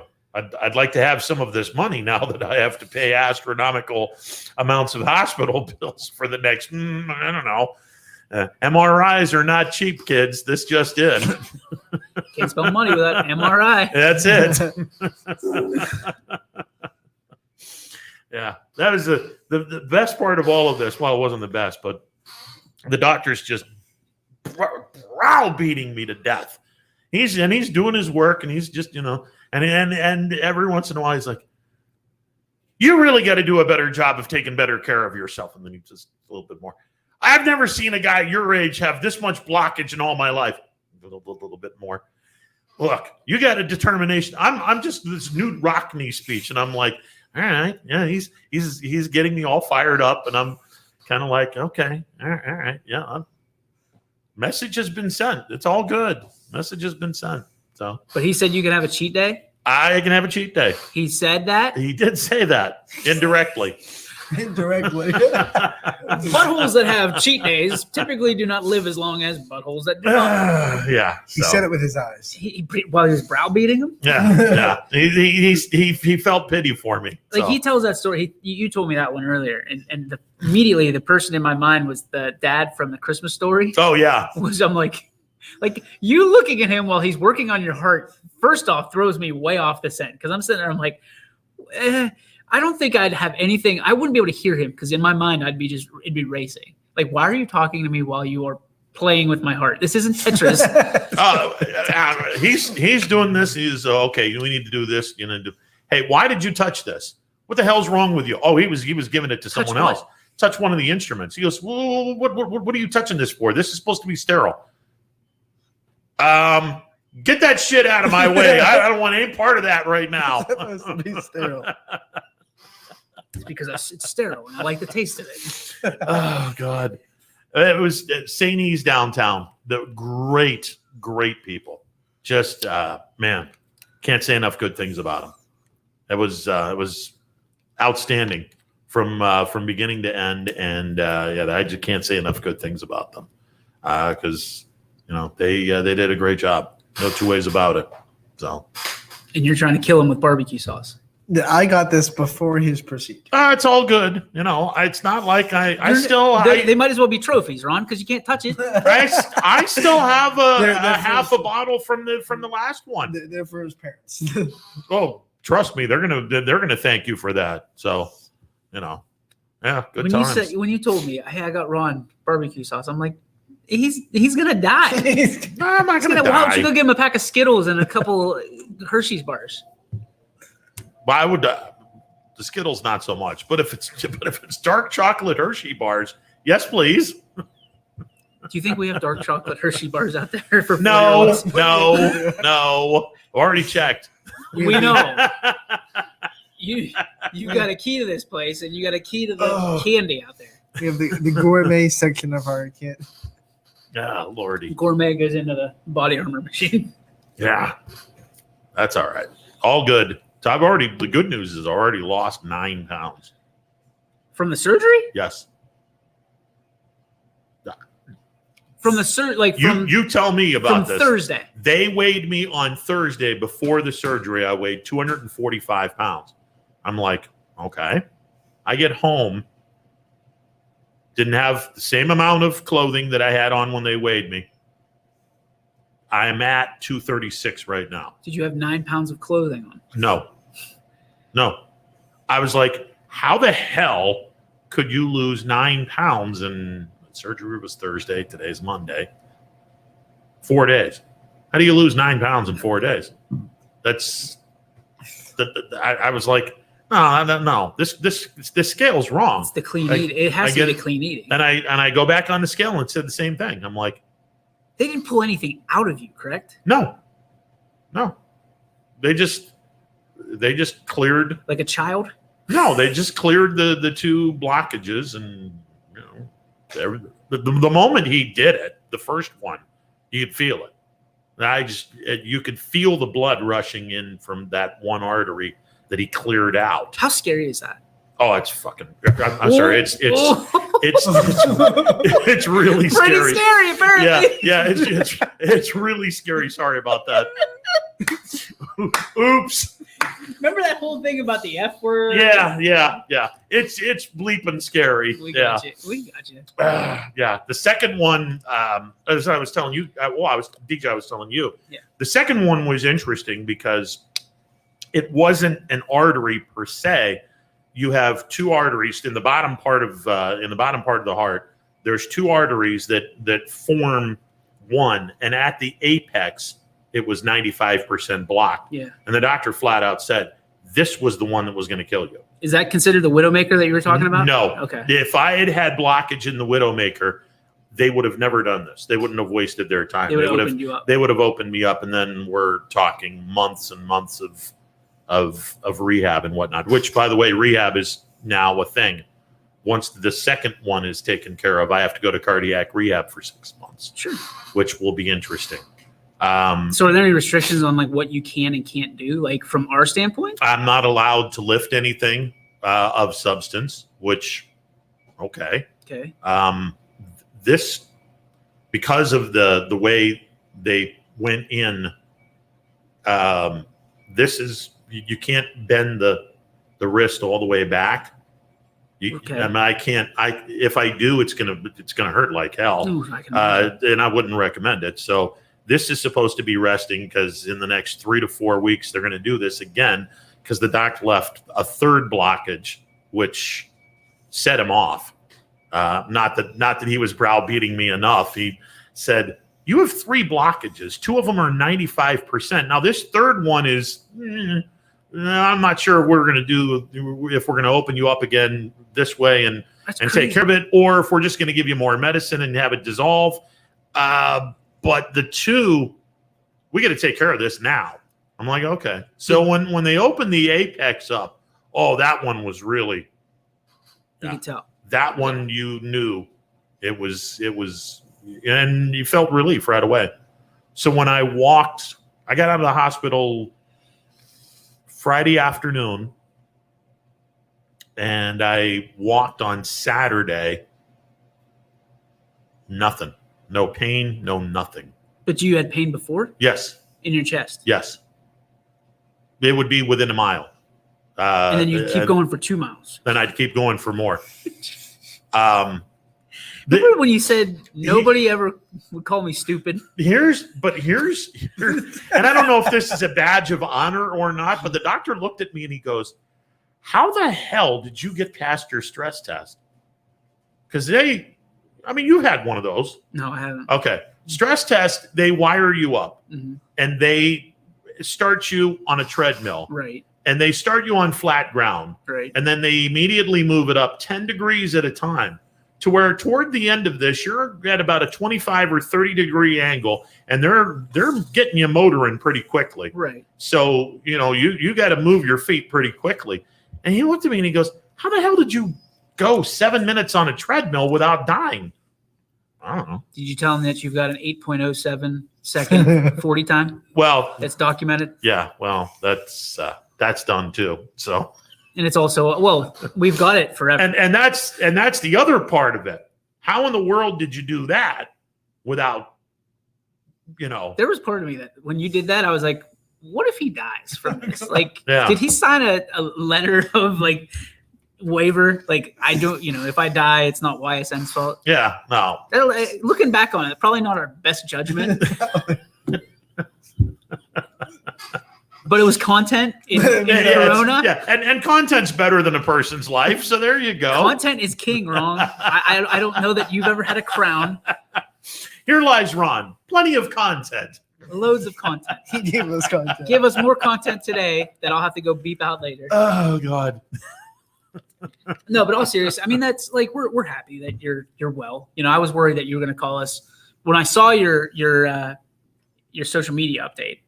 I thought, okay, he's okay, because you would not post to social media. Hopefully, you wouldn't post to social media if it was the other side. You'd keep that a little bit more close to the vest, and tell your family, tell your employer, hopefully, what was going on. So when I saw you popped out of there, and I was like, okay, he's all right. Yeah. I was just worried about you making it today. Oh, I got a healthy dose of. I'm sure. You get your act together, or you're not going to see 60. From your point going in. Now, we don't I don't know. We haven't had this discussion, but you're going in. What's going through your mind?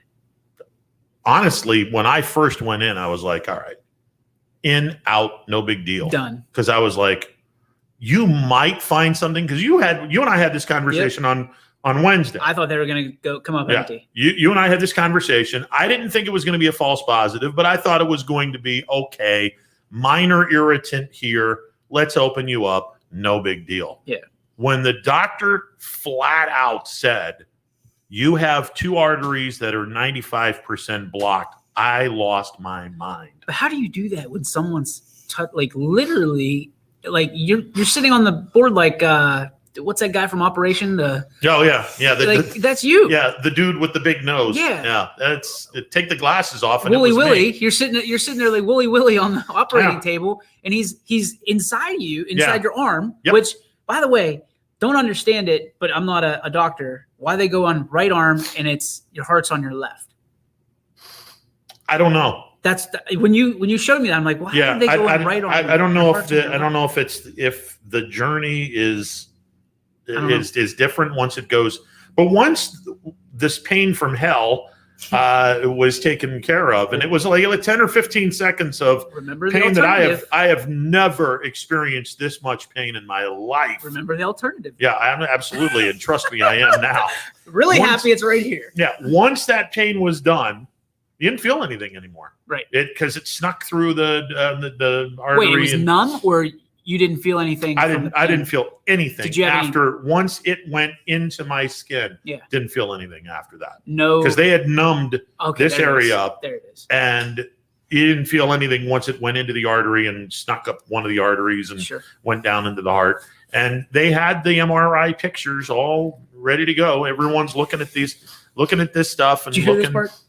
He's looking at the MRI pictures, just like, like, again, a person is playing with you like you're some kind of 1959 Chevy Nova. Yeah, but again, you have to understand the alternative. If I lose my mind, heart's going to go, and then all of a sudden, I'm thinking, okay, you got me wired up. And I'm like, this is what, like, I hate needles. I hate. Oh, so do I. I hate all that stuff. Absolutely. So when the doctor is working on my teeth and I'm sitting there, I either close my eyes or I look off to the left or the right. I'm not looking at the doctor. I'm not looking at the dentist. I'm not looking at whoever that, like, this guy's got me wired up over here. And if I can't feel it, then I'm like, do they have a TV you could watch? No. Yeah. Why? Because it would distract the doctor? Pretty much. DJ would bring a smartphone and just be like, dude, I'd be like that. Well, you know what I'd be doing. I'd be sitting there working and we're watching Running Point and like sending them the comments. Nah. It was a weird experience. It just was, but modern technology, unbelievable. By the time we get there, Ant, they'll just be able to zap us like, and everything's gone. They're good. Yeah. That's hopefully. Well, I wouldn't recommend this to anyone. Trust me. But it's an interesting experience. Well, in the words of Arnold Schwarzenegger, put the cookie down. Yeah. Now. No more cookies. No more cookies. All the other stuff that's no good for you. Put it down. That was Arnold Schwarzenegger from Japan. Pretty much. I mean, in the spirit of the Olympics. Shohei Schwarzenegger. Yeah. Put the cookie down. We're in all seriousness, we're happy to have you back. We're happy to have you healthy or on the road to recovery. So welcome back. And obviously, if there's anything we can do for you, we're here for you. Yeah, I'm exhausted. I know that. Well, that's the one. Couches. The one back part of this, apparently, because I talked to a couple of friends of mine that have had this done. Oh, you're going to be exhausted for a couple of months because once this is done, even though the blood is going full bore, your energy levels. Well, pretty much. According to my watch, you have about 5 weeks. then my blood pressure. Yeah, exactly. And then I'm going to have you share my blood medication. I can't believe it's coming this fast. I cannot believe it's coming this fast. Jeez. I'm not. We are prepared.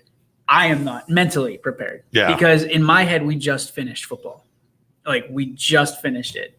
Like, the pay-per-view models and all the stuff that we're trying to do for this year, just turned a page on it. And now it's like, well, wait a minute. Like, I talked to Coach Yeagley on Friday.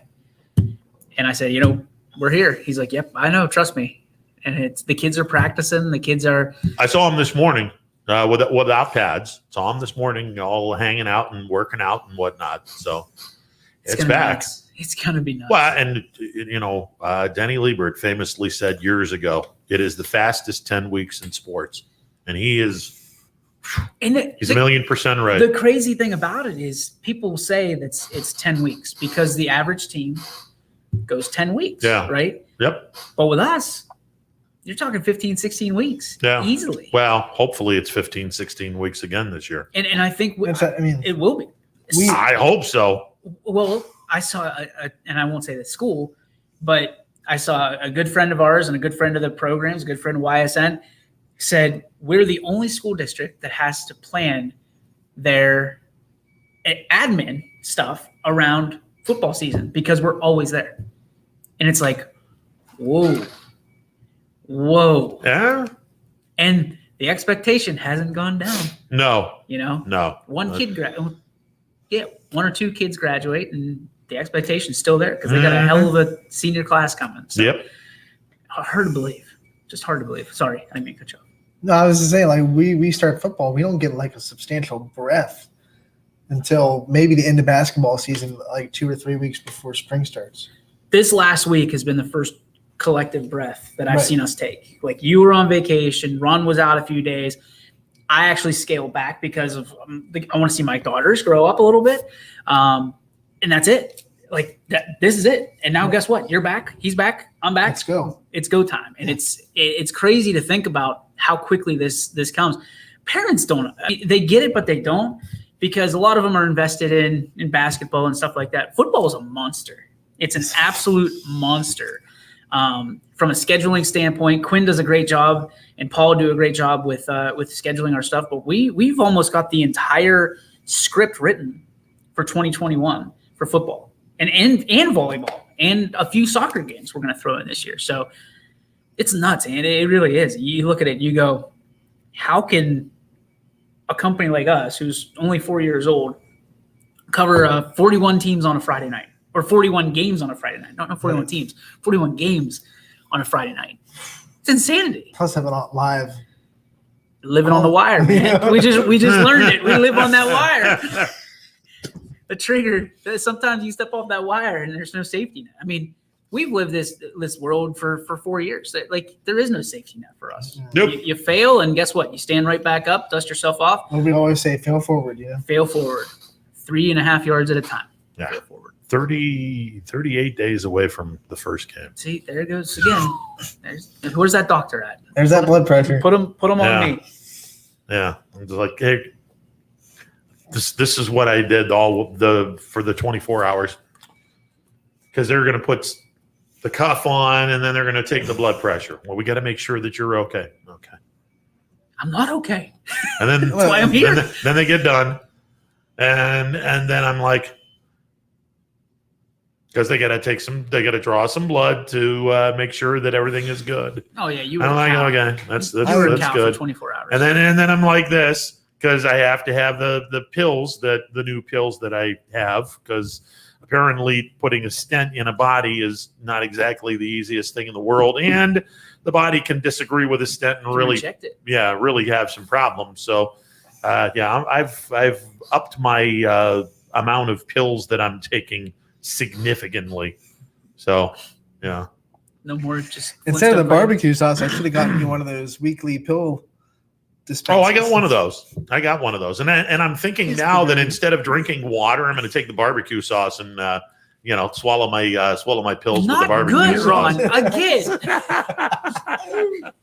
just to see the reaction from people. But you're not taking this seriously. No, I'm just looking for the reaction and then say, okay, that's well, good. You know what happens if you die somewhere in football season out there? Yeah. We just kind of push you to the side. Yeah, exactly. We'll worry about it later. And then someone else is going to grab the headset. Thanks for that on-the-spot report, Les.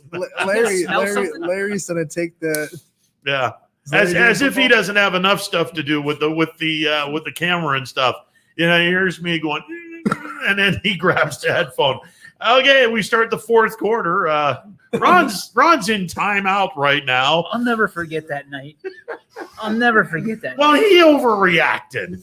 I got a call from Brian. I'm at Mullencough, and Brian calls me. When Brian calls me, it's never good. It's always something bad. So I'm set up. We're good. Thinking to myself, something's wrong with our setup. Pick up. Hey, I said, yeah, what's going on? Ron had a stroke. I was like, This is where rumors start. Like, I looked down at the field and I'm like, did he just tell me Ron had a stroke? Okay, I said, okay, well, is he okay? We don't know. Are you okay? You're having way too much fun with this story. This is one of the best ones. I mean, I was on the first inning because I got to see Brian get the call from Larry.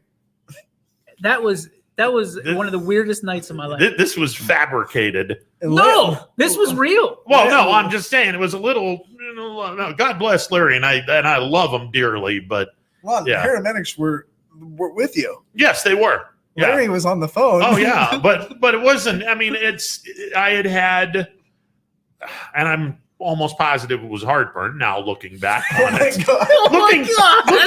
looking back on it now that we have the stuff going on, it might have had something to do with what is taking place now. But it came and went. Coming from the guy that just said he was going to drink barbecue. Yeah, but sauce. I did that just to see a reaction from you. So I get this call. Hey, in the tone was just so like, Brian. Hey, you know, if Brian calls you, hey, your thing's unplugged, and I'm like, okay, same tone. Yeah. Ron had a stroke. Yeah. This is and the. I'm like, yeah, we're not really surprised at this. This is going to be a matter of factly kind of a thing. After your Corona incident, here, I was like, okay, all right.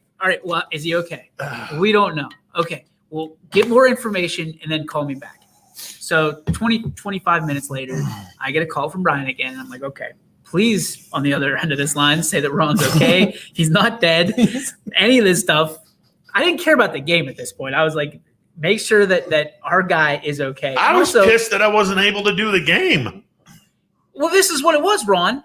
The guy said you had a stroke. Yeah. And then Brian on the other end, hey, Ron wants to do the game. And I said, no. No. And no. The dude just had a stroke or some form of something happened to him. He's not doing a football game. Like, tell him to go home. Because you refused service from the ambulance. Well, I refused service because the heart was good. Then what was After it? I drank some water, it was good. You know, I mean, now looking back on this, it was probably an episode that had a little bit to do with what just transpired this weekend. But interestingly enough, while I was still at iHeart, I was down there the last home game of the, help me out, 2019 season. Yep. 2019 season. I had eaten breakfast at McDonald's, and I was on my way to iHeart, and I had developed some really bad chest pains. Now, I had heartburn in the past, so I knew this was heartburn. And fortunately, I had some stuff for heartburn, and I took it. And normally, it goes away 10, 15 minutes. This wasn't going away. Yeah. And I was like, all right, do I wait a couple of more minutes and let this thing really go?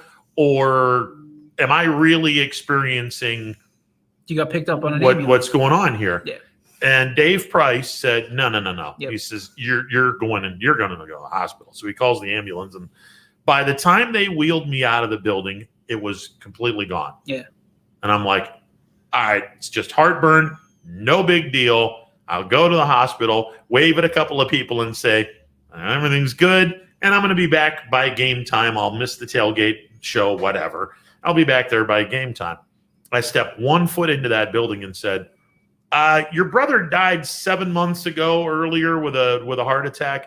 You're not going anywhere. We're going to give you every test in the book, and that's going to be the end of that. Oh, God. Go through the stress test. Passed it with flying colors, did not have any pain whatsoever during that entire time. And okay, no problem. You're free to go. All right, thanks. Appreciate it. And then fast forward a year and a half later, and umpiring a game behind the plate, went to pick up a ball, shot of whatever come through my chest, started getting dizzy, and I'm like, oh, crap. And the guy who was my partner on the field, he said, I know that look. He says, get your ass to the doctor as soon as possible. I'm like, all right. Thinking to myself, yeah, I guess I can do that. And sure enough, you took a great story and just made it completely somber. Yeah. That was a great the Ron Potesta stroke story is amongst my champions of stories in my life. I mean, it wasn't. I mean, all and I knew it. All it was just heartburn. But then, I mean, it didn't start to go away, and then it went away by the time the ambulance got. Your list of injuries since I've known you have been like, you are like that guy. Like, oh yeah. If they showed your body like on an NFL countdown thing, oh no, there would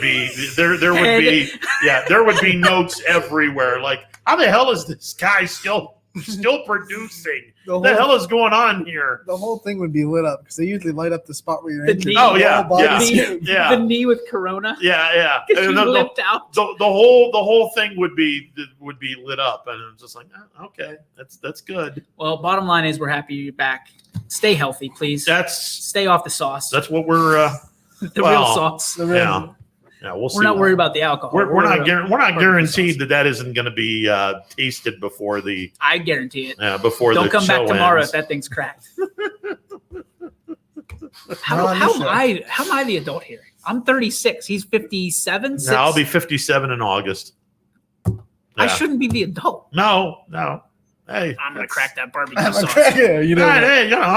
crack it over your head if you crack that barbecue sauce. Little taste of it. It's all good. You leave if you're in East Palestine and you see Ron Potesta leaving with barbecue sauce all over it. It's because I cracked the other. This is interesting. While I was at Bob Evans with my great aunt, one of my friends from Leetonia happened to be in the restaurant, and they look at me and they go, "You're the last person that I would have probably thought I would see here. Are you okay?" And I'm, yeah, everything will be okay. And then they look at me and they go, "You order sausage, I'm gonna kick your ass." I'm like, "Not gonna happen. I'm ordering turkey sausage, which is okay because apparently it is because I got it at St. E's, so it has to be good. Otherwise, hospital food is different." Oh, it's boy. I don't want to go into that. That's just you. You said a mouthful there. Jello. So I told the person, I said, "Look, I said you have the authority and you have my okay. If you ever see me with something that I am not supposed to eat, you have the authority to slap it out of my hand. And slap it out of my hand. Okay. And if it doesn't come out of my hand, you have the authority to punch me in the face." You want to hang out on Sundays? No, hell no, because that's my cheat day. Yeah, but you're gonna get after game Friday nights. Be scoping and be like, make sure. Yeah, that's gonna be interesting. Friday nights, because you and are a devourer of our Friday night buffet. I know.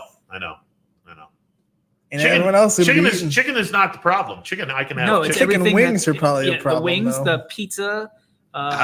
This brings up to another little interesting story. So a good friend of mine, he and I did games in Abilene. He didn't have blockage in his heart. However, he did have extremely high blood pressure to the point where there's some that he didn't stroke out. So he's basically doing the same thing I am, trying to get healthy. He's about a year older than I am. He's already lost 85 pounds. Good for him. And I asked him, I said, "Well, how'd you do it?" He goes, "Well, I've got my routine to where I'm now walking." Now you're not anywhere close to where I am. I don't want to use the word die because that's horrible.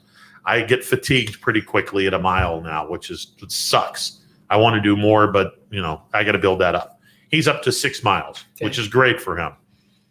And then he said, he says, "We used to devour a lot of really interesting food back in the day because Texas has some really good food."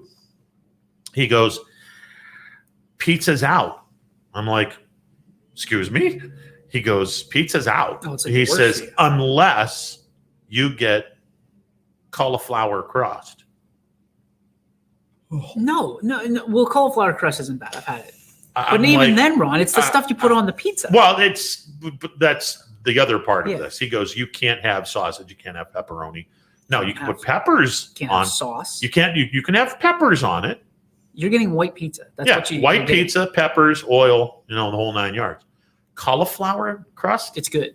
I don't like cauliflower to begin with. Well, guess what, buddy? So you and cauliflower get to be that falls into my once a week routine. And so everyone is clear on this, it's not once a week. all my once a week food, I'm going to eat all of them. No. It's once a week, 1 or 2 items tops will be part of once a week. Ron's planning out his cheat days right now. So if week 1, I'm going to have this. Yeah. So if Bills are playing the Steelers week 1, white pizza, a couple pieces, won't kill me. Probably chicken. Maybe put the chicken on the white pizza. Okay. Maybe some barbecue on the chicken. No. But that would be 2. But that would be 2, and then that's it. No. Just because you take some Power Ranger buffet and make it into some Megazord one piece, that does not mean it's one thing. No. It That's would be 2. It would be 2, and then that would be it. Pizza, one thing. Yeah. Okay. Actually, it should be crust, one thing, cheese, one thing, peppers, one thing. I didn't say anything about cheese. Pizza. White pizza. Oh no, you put pepper on it. You put a little olive oil on it. 2. You put a banana pepper on 3. it. Well, banana peppers are good for you. But that's still things. Just because you put things on Oh a pizza. no. I'm talking about things I'm not allowed to have. Okay, so let's you put the chicken on the pizza and then you put a little bit of barbecue. Like you might as well have sauce on the pizza. Well, I was thinking about that, but it's going to be. Here lies Ron protesting. Yeah, it's going to be entertaining. We are his doctors, thank God. Yeah. So the whole ordeal of changing a lot of things in the diet is going to be well, you said be an before, interesting ordeal. Listen, you were dead set and dead serious when you left the airwaves. Yeah. About how serious this was. Yeah, it is. Listen, I'm telling you, the funny part about this is not that funny. Like there is no other. Like you've got to make serious changes. Yeah, I know that. You need people that are going to support those changes and not like we're going to laugh at you. That's what we do. But we're going to, like, I'm dead serious. Like, I'm not you're not cracking those. You want to die, you're dying somewhere outside of these 4 walls. All right, I get it. Message sent. But reality is, like, you got to take this serious. I am. You got to. Oh, I am. And I think that, the worst thing for you couldn't be maybe, a month cold turkey just to see how it goes and then reward yourself. Like, listen, my mom looked at me and she goes, get down to 2 1/4 and I'll make you a slice of pumpkin pie. A slice. You will only be allowed to have 1 slice. How do you make a slice of pumpkin pie? Well, no, she'll make the whole thing, but it's not going to be me. I see some problems. It's going to be 1 slice, and that's all they're going to have. I've been that slice guy before. I leave a slice left of the pie. Yeah. That's where DJ was 225 and bleeding Mountain Dew. Yeah. Like that's where like you need to take this serious. Like I was lucky. I was very young. I was 24 years old whenever I found out about this stuff. You're not 24. No, I've been reminded that way too many times. You have to be serious about this. Like you don't want the next time you look up at that doctor. Well, 2 times after because you're going to see him again here shortly. Yeah. You don't want the second time to look up at him and go, "Hey, I told you. You got to knock it off." So be serious about it. If you're out there and you know Ron Potesta and you see him eating whatever he's eating, smack it out of his hand. Well, unless, of course, it's celery, which is good for you.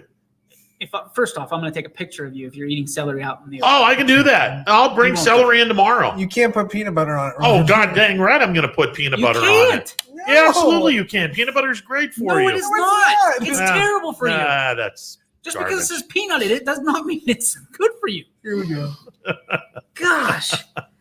I can eat carrots. He's dead. I can eat carrots. No ranch. No, I ranch. I don't put carrots. You can eat all ranch. the carrots you want, Ron. Yeah, carrots are good. I like peppers.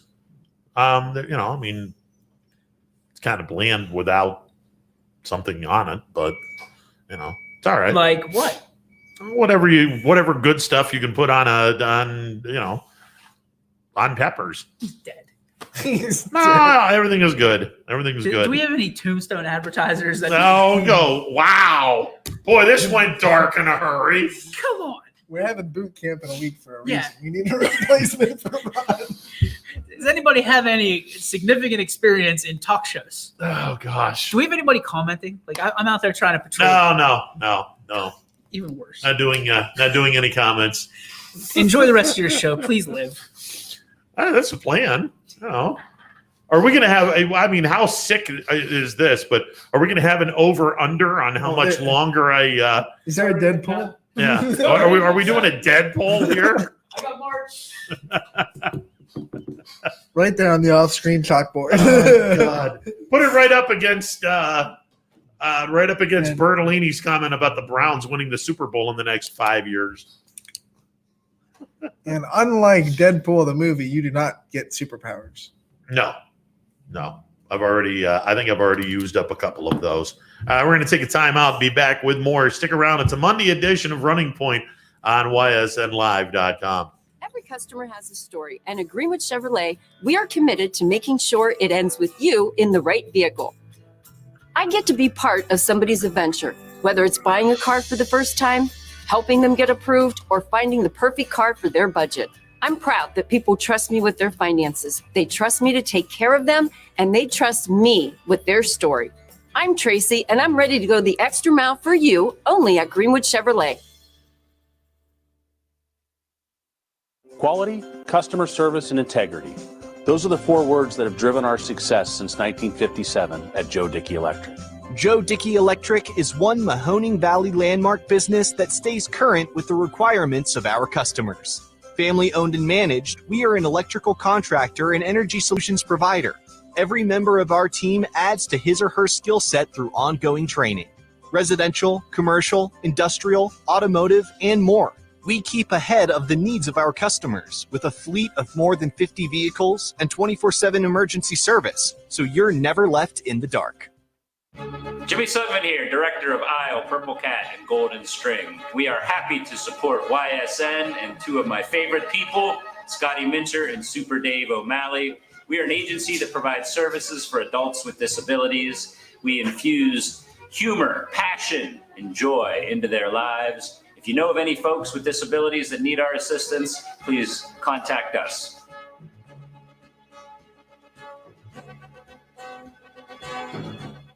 Your teams work hard and give it all they've got. Well, so does ours, because 21 Sports and YSN give you extra effort when covering local sports. 21 Sports and YSN, winning coverage of our Valley's teams. When looking for home design inspiration, don't just be inspired, be Baird inspired. Whether new or remodeling, Baird Brothers has the latest trends like shiplap to refresh your home.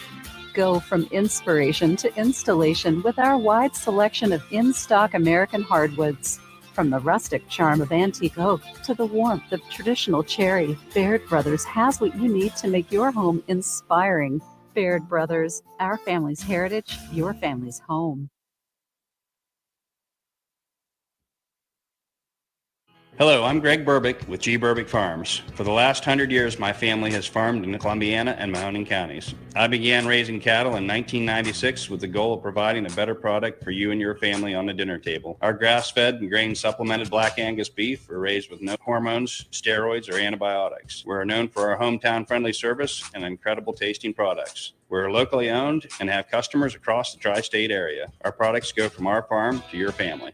Stop by our farm on New Buffalo Road or visit us on the web at gburbickfarms.com. Don't forget to like us on Facebook. G. Burbick Farms, it just tastes better.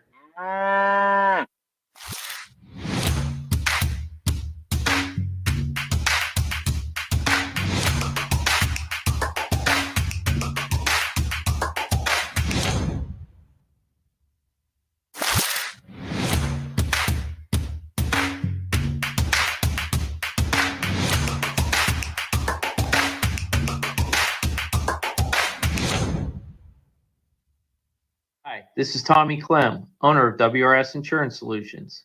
WRS Insurance Solutions is a local independent agency that specializes in life, Medicare, long-term care, and disability products. Call us at 330-953-3722 or visit us at wrsinsurancesolutions.com to learn more. Good luck to all the student athletes in the Valley.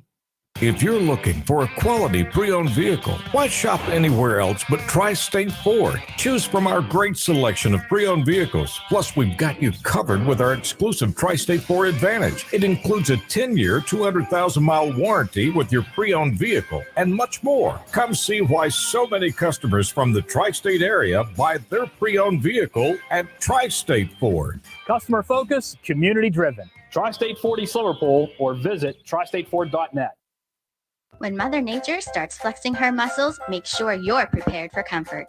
For over a decade, NDC Heating and Cooling has been sending their team of experienced, certified, and knowledgeable technicians to service the area. NDC services all makes and models and carries a wide selection of furnaces, air conditioners, and indoor air quality products. To schedule an appointment, call 330-457-2562. That's 330-457-2562. For all your residential and commercial heating and cooling needs in Columbiana or Mahoning counties, call NDC Heating and Cooling in New Waterford, Ohio, where our thermostat is always set on quality. Welcome back to this Monday edition of Running Point. Ron Potesta with you alongside Anthony Hardwig. 330-886-0813, the MP Vivo Heating and Air Conditioning Hotline, open for business. Trying to look and see. The draft is going on. It just started back up. They are in the second round of the MLB draft. To this point, there have been no players from the MLB draft league that have been selected as of yet. They just restarted the draft. They're up to pick number 62, if I'm not mistaken, somewhere in that vicinity. And they are they're now into the second round of the draft. So we'll keep you updated in terms of how many players from the MLB draft league get drafted. So we go from the draft league to the players that hope to be in the draft league in the near future, whether or not they're graduating from college in 4 years or whatever. Class B baseball having their playoffs in the 16U and 18U divisions, and we're in the semifinals. We had a great Friday and Saturday of first round action. A couple of series went tooth and nail. Dura Edge beat Avalanche in 3, so they advanced to the semifinals. Is this 16 or 18? Dura Edge, the 16U beat Avalanche in 3. Their 18U team also won. So 18U and 16U Dura Edge both in the semifinals. Nice. The Athletics, biggest upset of the weekend, probably knocked out Creekside. They won 2 games in a row after dropping game 1 on Friday, won both games on Saturday to sweep away the reigning champions in the 18U division. Wow. So they are in the semifinals against the Astro Falcons. And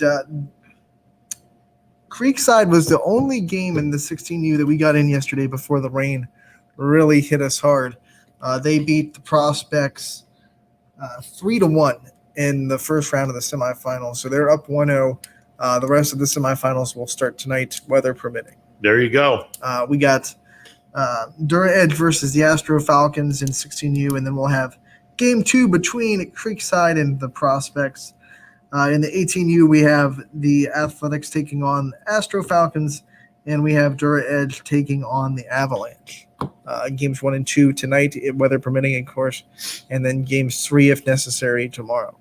Okay, so second round of the MLB draft, Pirates with the 37th selection took Anthony Solomedo. He is a pitcher from Bishop Eustace Prep High School in New Jersey. He is taken in the second round. Royals went high school pitcher Ben Kudurna from Blue Valley Southwest High School in Kansas. So kind of a hometown guy, if you will, with a 43rd pick. Jaden Hill, who pitched for LSU, and I believe he pitched against YSU when they saw him, or when they saw LSU. Jaden Hill was picked 44th by the Colorado Rockies.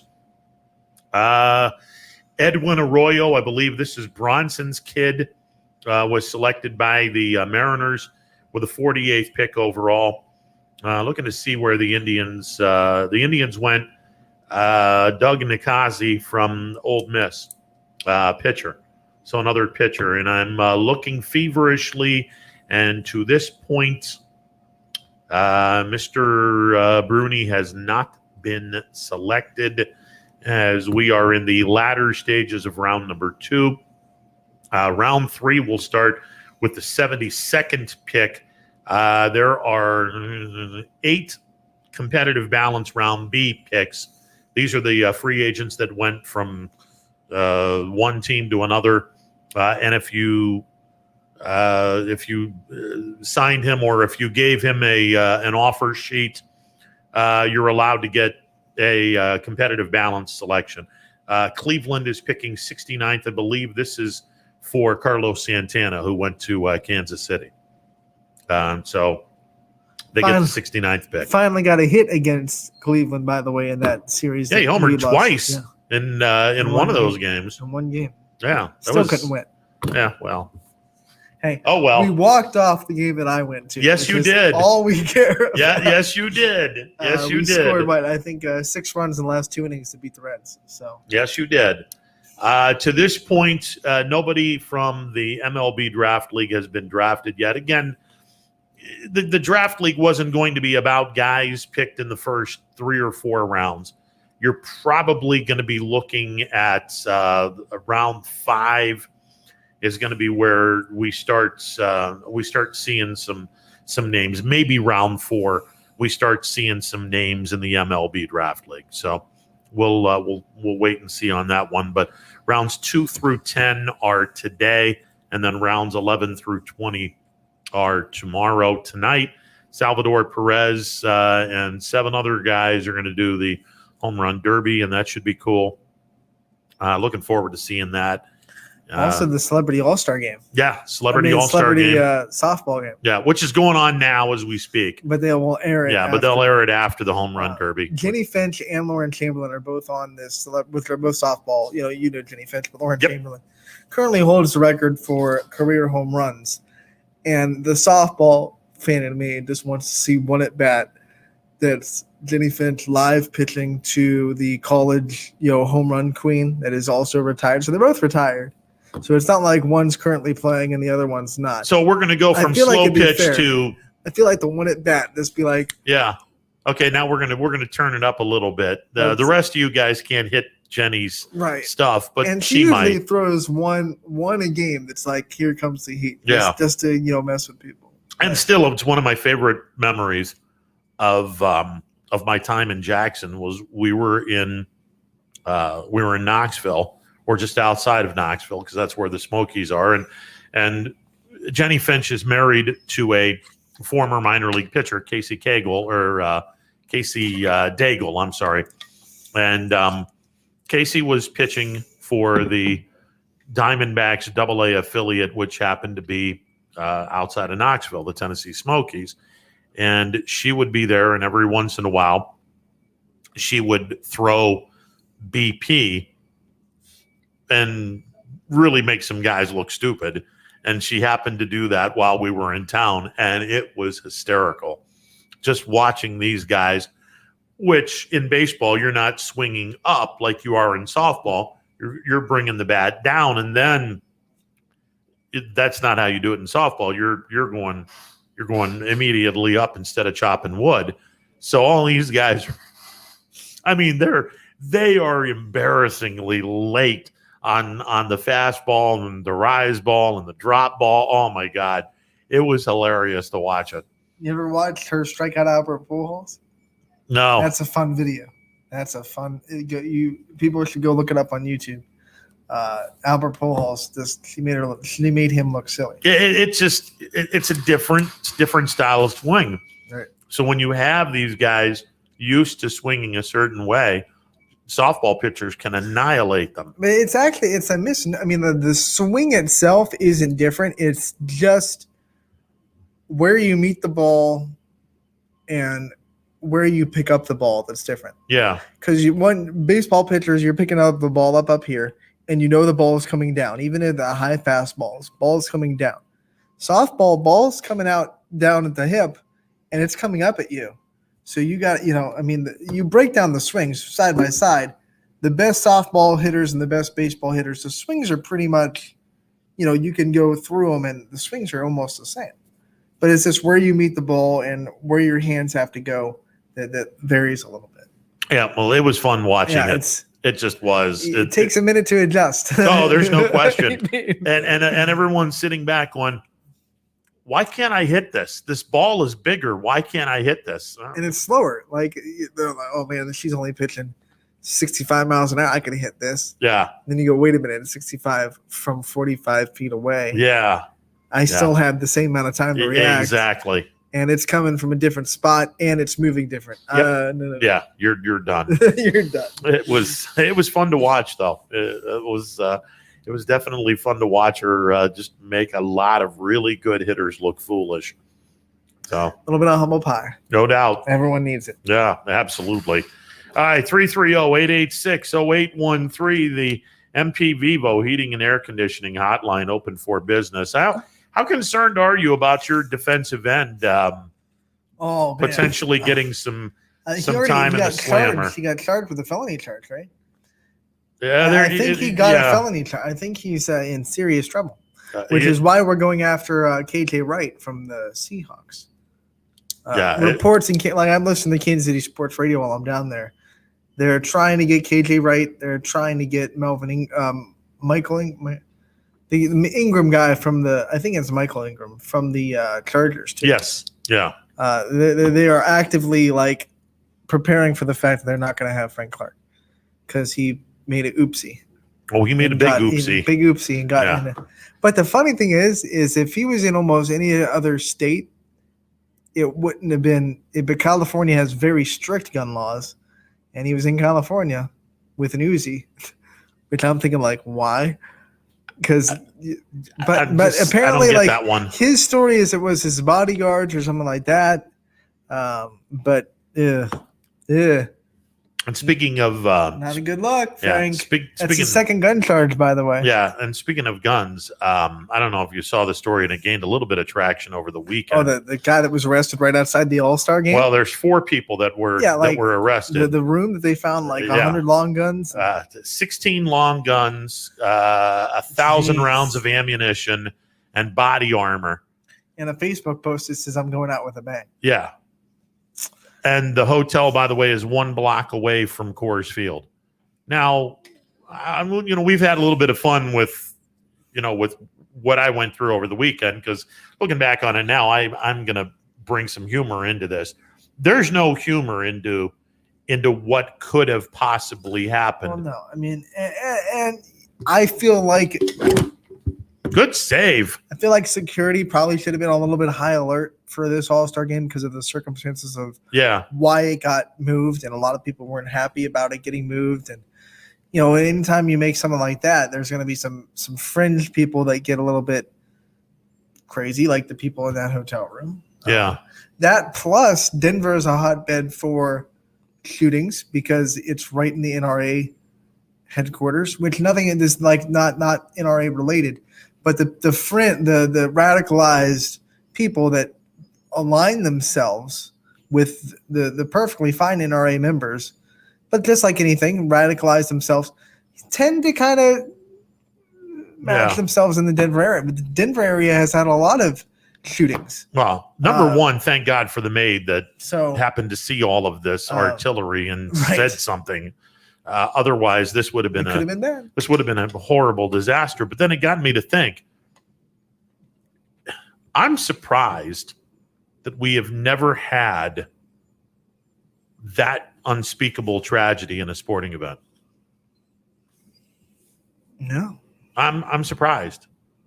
Now, with all of the, and I'm sure people that are going to games, but the people that get trampled in soccer, but yeah, but that's not gun related or anything of that nature, either. And it's not in America. And now the fact that you have to go through a metal detector.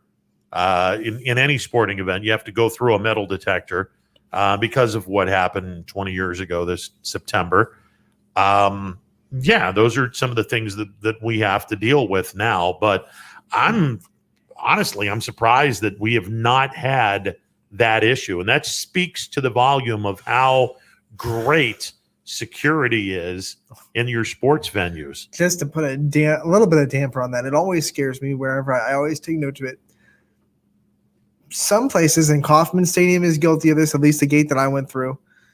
When they see a wheelchair, they think, well, they can't go through the metal detector. And then the guy didn't really pat me down all that thoroughly because, you don't want to hit a tender spot, whatever it may be. I always think, like, if I was a radical person and I was in a wheelchair, that I would have gotten through that gate pretty easily. Yeah. And sometimes with airports, it's the same way. I go, man, they take me through this different room and they pat me down a little bit. They wipe but I'm thinking, like, there are ways I can get through security in a wheel. Not that I'm not saying it's scary. Hold on a second. It's scary to think about. Mastermind criminal Anthony Hartwig is scary, telling everyone how to get away with stuff. Yeah, don't do it, guys. But I think there needs to be a little bit of conversations at some of these places. Like, just because someone can't go through the normal means of going through a security, doesn't mean we should just lax our security efforts and making sure that. Because I'm all for being pat down. That's okay. Yeah. Like, if that means everyone else that's in a wheelchair is too, then that's okay. Yeah. But going to that Royals game, I was sitting there and the guy was like barely touching me and didn't really check.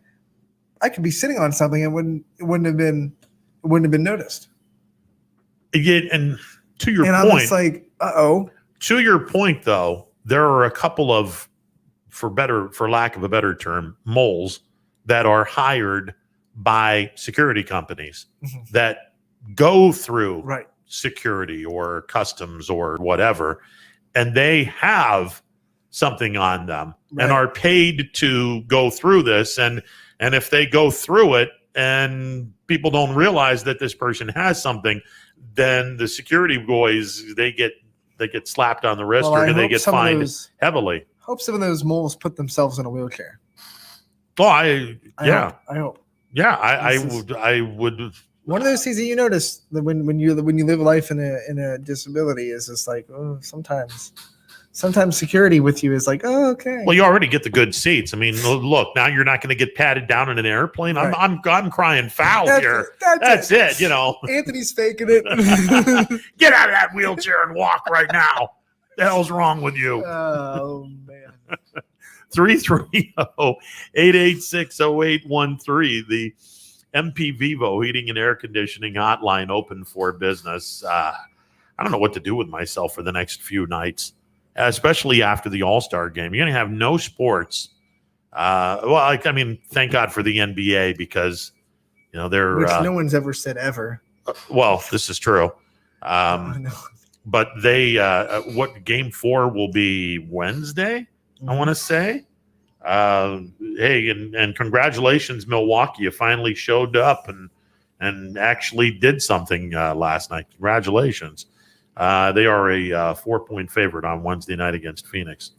And we'll see what happens. But it's 2-1? Yeah, it's 2-1. And the home team has won every single game. So the series hasn't officially started yet because the road team has not won a game. So the road team, once a road team wins a game, the series officially starts. What if a home team wins all the games? Then it went chalk for 7 games, and it went as predicted. The series went though. Yeah, it's a series. Yeah, what are you saying? Yeah, I mean its series is over, but no shenanigans happened. So, hopefully the Bucks win Wednesday night, get back to Phoenix, and turn this into a 7-game series. I'd like to see that. I am just kind of like rooting for Chris Paul a little bit. Like, I want Chris Paul to get a championship. I think he's put in his time. I think he's one of the best point guard, definitely the best point guard in our generation. Yeah, okay. In my opinion. No, I can go with that. I could put him maybe in the top 10 all time. I can go with that. I think he deserves a title. And he's older than Giannis. Yeah. So, it's now It'd be nice to see. The argument that I get tired of hearing is when people sit back and go, well, you're going to be back. Dan Marino heard that in his second year in Miami and never got back. It's never know. It's too hard. And it's a team sport. It's not an individual sport. So you have no guarantees that you're going to be able to get back to the summits, if you will. So you gotta have some really, really special stuff and special talent around you to get back to the summit.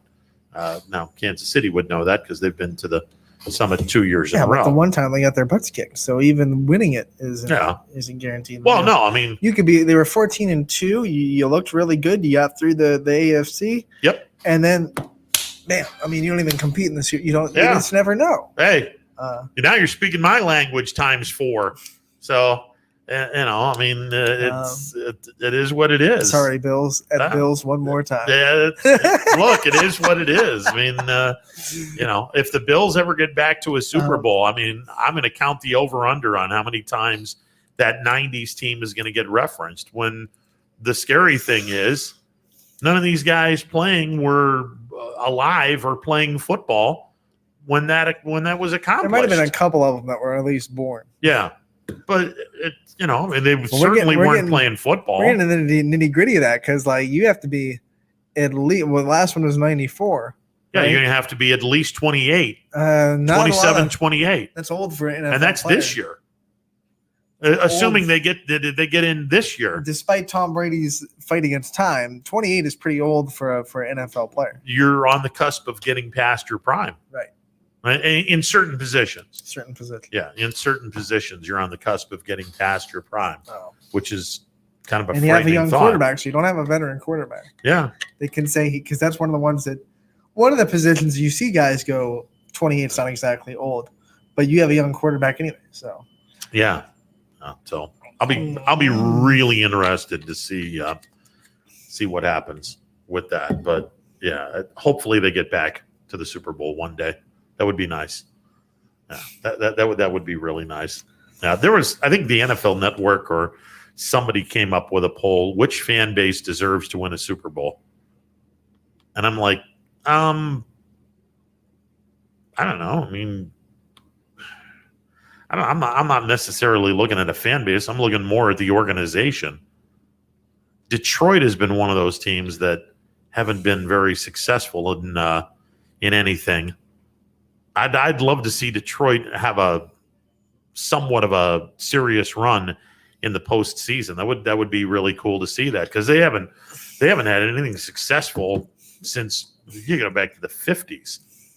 Early 50s, early mid 50s. But you know what? It's hard for me to feel bad for Detroit when I look at the decisions they've made over the years and the possible chances they would have had if they would have done something with what they had. Oh yeah, yeah. So it's like, now I feel bad for their fan base. Yeah, but their organization is like, you've had your chances. Now is that the fact that they had Megatron and Barry Sanders, and both of them simultaneously for a couple of years? Is that a bigger sin than the Chicago Bears had? Oh my gosh. Gale Sayers' pre-knee injury, which before his knee injury, one of the greatest running backs of all time, albeit in a very brief amount of time, and one of the greatest middle linebackers in the history of the game, Dick Butkus. Neither one of these players saw a playoff game. Speaking of the Bears, saw a very telling stat over the weekend. Because remember, the Bears are one of the teams that passed up on Patrick Mahomes. Yep. In his career, Patrick Mahomes already has 11 400-yard games. Bears quarterbacks in the last 50 years combined have 10. Yeah. What? Yeah. It was like, And then I thought about that. It's like, the Bears have never really had a great quarterback. Other than McMahon, Jay Cutler, but he was not in Chicago. He wasn't. Yeah, great. he was too much of a D-bag to care about anything other than himself. No, I mean, like, they've been quarterback deaf. Oh yeah, they've been black hole of quarterback. Browns fans can sit back and say, "Oh, we're quarterback deprived." I mean, all right, the last time you had a really, really good quarterback before Baker, you probably have to go back to Bernie. Really, really good. You might be able to argue some of the quarterbacks that were there that didn't have anything to work with that were pretty good. Like Kelly Holcomb was a decent quarterback. Tim Couch would have been if they would have taken the time to build a line instead of taking him. I mean, he should have gone to a team that had a line, right? Or at least let a veteran quarterback get his butt kicked, and then build your line, and then give Couch the keys to the kingdom. They really screwed that up. But I mean, you're looking back on it with so many years of whatever. I mean, who was the guy that the 1 year guy that almost put the Browns into the playoffs in 2012? Derek Anderson. Yeah, he had a really, really good year. Hoyer was decent with Cleveland. Hoyer was okay, to where they could have traded him to Chicago, and the Bears would have been like, "Yeah, we'll give you a couple number ones for him." And that was the year where they went 10-6 and missed the playoffs. Yeah, right? yeah. Up until last year, the only year other than 2003 when the Browns were over 500. Right. Boy, that's been a bad stretch. It's been a bad stretch of football. Coming out of the tunnel, Cleveland. Yeah, well, yeah, exactly. They're a good team. They're a good team. I don't know if they're going to be a great team, but they're a solid football team. You know, you go through a couple of years where I know Browns fans are so hungry for that win, but you go through a couple of years where this team learns what the standard is. Yeah, learns how to get to the playoffs year in and year out. Then you start worrying about, can we get to the Super Bowl? Can we consistently be at a Super Bowl level team? You got to have those couple of years where the players learn the standard. Yeah. You don't just go from never making the playoffs 1 year, then all of a sudden, boom, let's go to the Super Bowl 3 years in a row. Yeah, it doesn't work like that. I know most of the time. Yeah, I know there's some people that they're gung ho and thinking, hey, this is we can beat Kansas City, and if we beat Kansas City, we should be able to beat everyone. Look, I'll repeat what I said, and it's not because I'm a Bills fan. Week 1. It's basically because it's a completely different style of play. Buffalo would have destroyed Cleveland in the postseason, not beaten them. They would have destroyed them, mainly because Cleveland's back seven wasn't good, and Buffalo's strength was wide receivers and quarterback. Josh Allen would have thrown for 400-plus yards on that defense. Now, can he do it this year?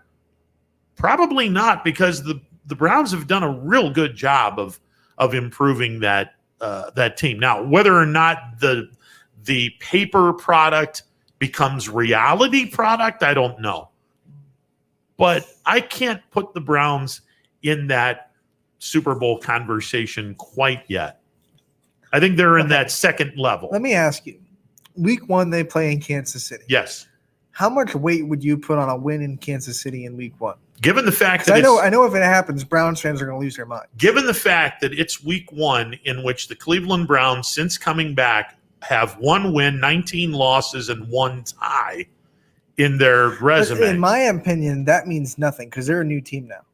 So, I would say the only years in that statistic that matter to me right now are Baker's run. Okay, well, in 2018 or 2019 was the year everyone went bananas and said they would do their job. I think it was 2018.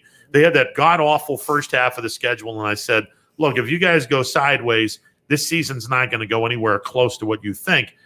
And they played Tennessee on opening day. It was a year after, because Baker's rookie season went really positively. So I thought, and then they went and got Odell. Yeah, it was 2019. It was 2019. They opened up with Tennessee, and Tennessee ran them out of the building. And I remember because I was covering the game for iHeart at the time, and I actually asked Waffle House Joey or Billy Ray after the game, you put 2 guys on the inactive list, 2 offensive linemen on the inactive list. Moving forward, is that something that you would do in the future? Because they lost a couple of offensive linemen, and they didn't, and they were down to 1. I don't think they had any backups left. All the backups were playing, and they were hoping and praying nobody else would get hurt. And I was just like, man, that's a bad recipe there. You you put 2 of your offensive linemen on the IR or on the IL or inactive list. And as it turns out, you had a run of injuries on your offensive line. And, it was, but they got run out of the building. And everyone was just losing their mind because it was, we're going to blow out Tennessee. Coming into that year, Tennessee was a team that was like, Tennessee was they went on where to be Cleveland. they went on to be a really good team. Yeah, Tennessee was where Cleveland was in 2019. But everyone in Cleveland was like, we'll get past these guys, no problem. And I'm like, you guys haven't had a good history of opening days. I'm going to just throw that out there. So given the fact that it's Kansas City, number 1, and opening day, number 2, if you were to take out Kansas City on opening day, I would say that immediately everyone just will start to lose their mind. And they'll say, okay, now we're absolutely would lose their love of mind. Now we're ready to go to the Super Bowl. But would week 1 they beat Kansas City? Would you be okay with saying Browns are now a serious competitor to win the AFC? I think that if they beat them in a way that would be thoroughly impressive, I would put that, if it's a back and forth game and they win by the skin of their teeth, impressive win, but not to the point of, boy, you really did a number on these guys. You belong in this conversation. But if they can get a win in Kansas City, I can definitely see this team making some noise. The problem is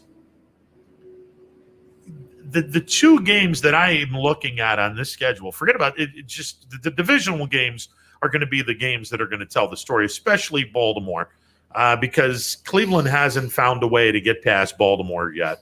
And that's the team that on paper, they're better than anybody in this division, at least on paper. I'm still, and I'm not going to be the subscribing that some Browns fans are of, we've already been there, done that. We're done with Pittsburgh. No, you're not.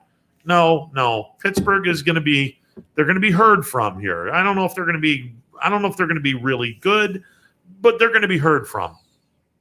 I still have them as the favorites in the North. Yeah, see, I think Baltimore, they won it. Yeah. And they earned that. They didn't lose anything major. I feel like Pittsburgh. But they lost most of their offensive line. Yeah, but I've said it before. NFL right now, offensive line, as long as you're mediocre, you can be good. There aren't a lot of teams that have. Buffalo's a good example of that. There aren't a lot of teams in the NFL that have an elite. Oh my gosh, they are so good offensive line. Yeah, I mean, there's about 5 teams that. So I'm not too worried about Pittsburgh's offense. Okay, fair point. No, I think Pittsburgh is going to be a fun team to watch. I don't subscribe to that. I trust Big Ben more than I trust Lamar Jackson. I trust Big Ben more than I trust Baker.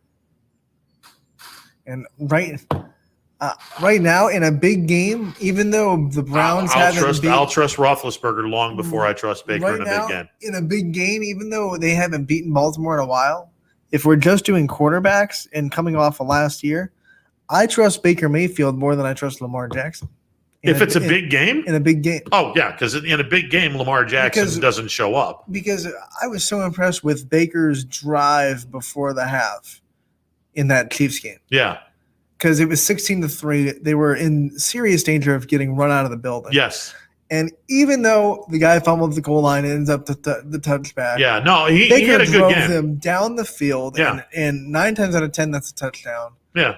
And then all of a sudden it's 16-10, and we're thinking we're Browns probably win that game because they end up losing by 5. Yeah. No, it was he didn't embarrass himself in that game. He played well. He had one bad throw and it was picked off by Matthew, but other than that, I mean, he really played well in a big kind of under the lights situation. Now it's interesting, and that pick was early. Yeah, if I remember right. Yeah, so it was tanked. Now here's the thing that kind of bothers me when it comes to statistics. Everyone will have a different interpretation. Josh Allen's statistics were dead even, give or take a percentage, with Baker Mayfield. But everyone will sit back and go, well, he didn't have that good of a game. Actually, you mean like in the AFC Championship game, he threw for more yards than Baker and had about the same completion percentage. I think you have to take it with context, though, because Josh Allen is expected to do a lot more for Buffalo than Baker Mayfield. Agreed. And the other part of that, which people don't want to talk about, is Cleveland was playing against a backup quarterback for most of the second half, and they were able to get back into the ball game because of said backup quarterback. Kansas City would have run Cleveland out of that building in the second half if Mahomes is healthy, because the back seven was going to get destroyed. At some point, that back seven was going to get destroyed. Mahomes got hurt in the third quarter, right? Yeah. He was like right out of the third quarter. It was early mid third quarter. At halftime, like I said, that touchdown, 9 times out of 10, probably a touchdown. Yeah. Probably should have been 16-10. Browns are holding their water. They're holding Mahomes. Yeah. To I think one touchdown, a couple of field goals. I feel like the Browns would have competed even if Mahomes was in the game. I feel like they would have. Maybe it would have been like it was 22-17. Maybe instead it would have been like 31 to 31 to 20 or something like that. Yeah. But I don't think it would have been like much terrible worse. Like the Browns were about to get smoked if Mahomes. Well, they would have been beaten by double digits, right. Which okay, no harm, no foul, whatever.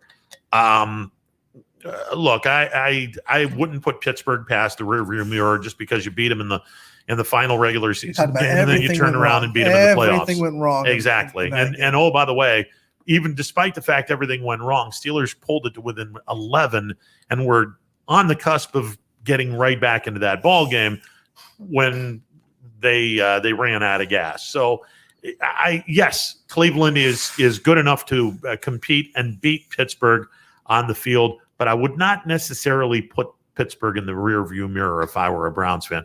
Much like the fact for Cleveland, for Buffalo, I wouldn't forget about Indianapolis anytime soon because they struggled with Indianapolis in that playoff game. They signed Eric Fisher for like $9 million.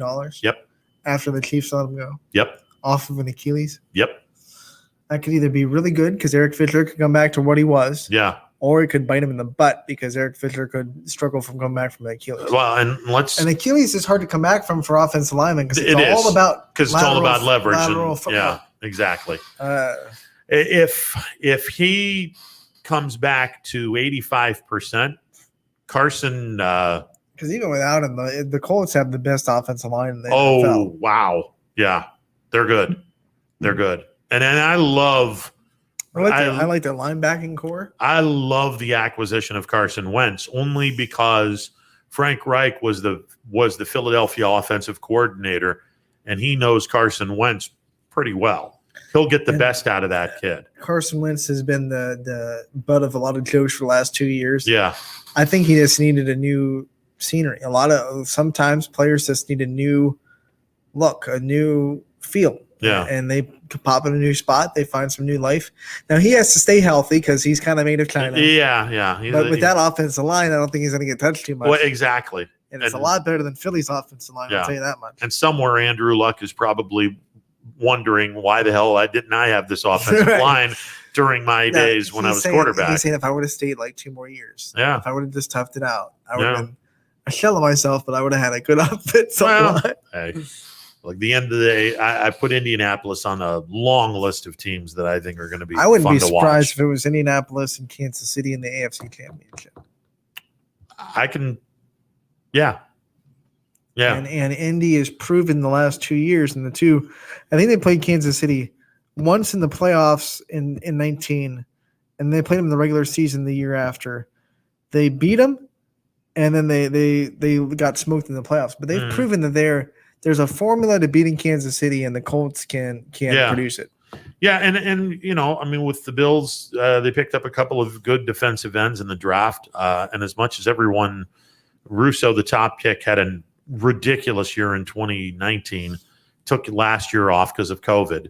And his 2019 year, every bit as good as Chase Young's 2019 year at Ohio State. This dude was every bit as good as Chase Young was in terms of rushing the quarterback. But the guy that I am really looking forward to is the second round pick, Boogie Basham. What a name. This guy destroyed Notre Dame. When Wake Forest played Notre Dame, this guy was a one-man wrecking ball against Notre Dame. I was just like, damn. And Notre Dame's offensive line is nothing to sneeze at. and he was able to do some serious damage. All right, yeah, I'd like to see this guy in the NFL. Why don't we get our look-see with him? I'm looking forward to seeing what they have on the field this year. But again, long list of teams in the AFC. This might be the deepest the AFC has been in about 30 years. Crazy, because before last season we were talking about the NFC and how it's the better conference. Yeah.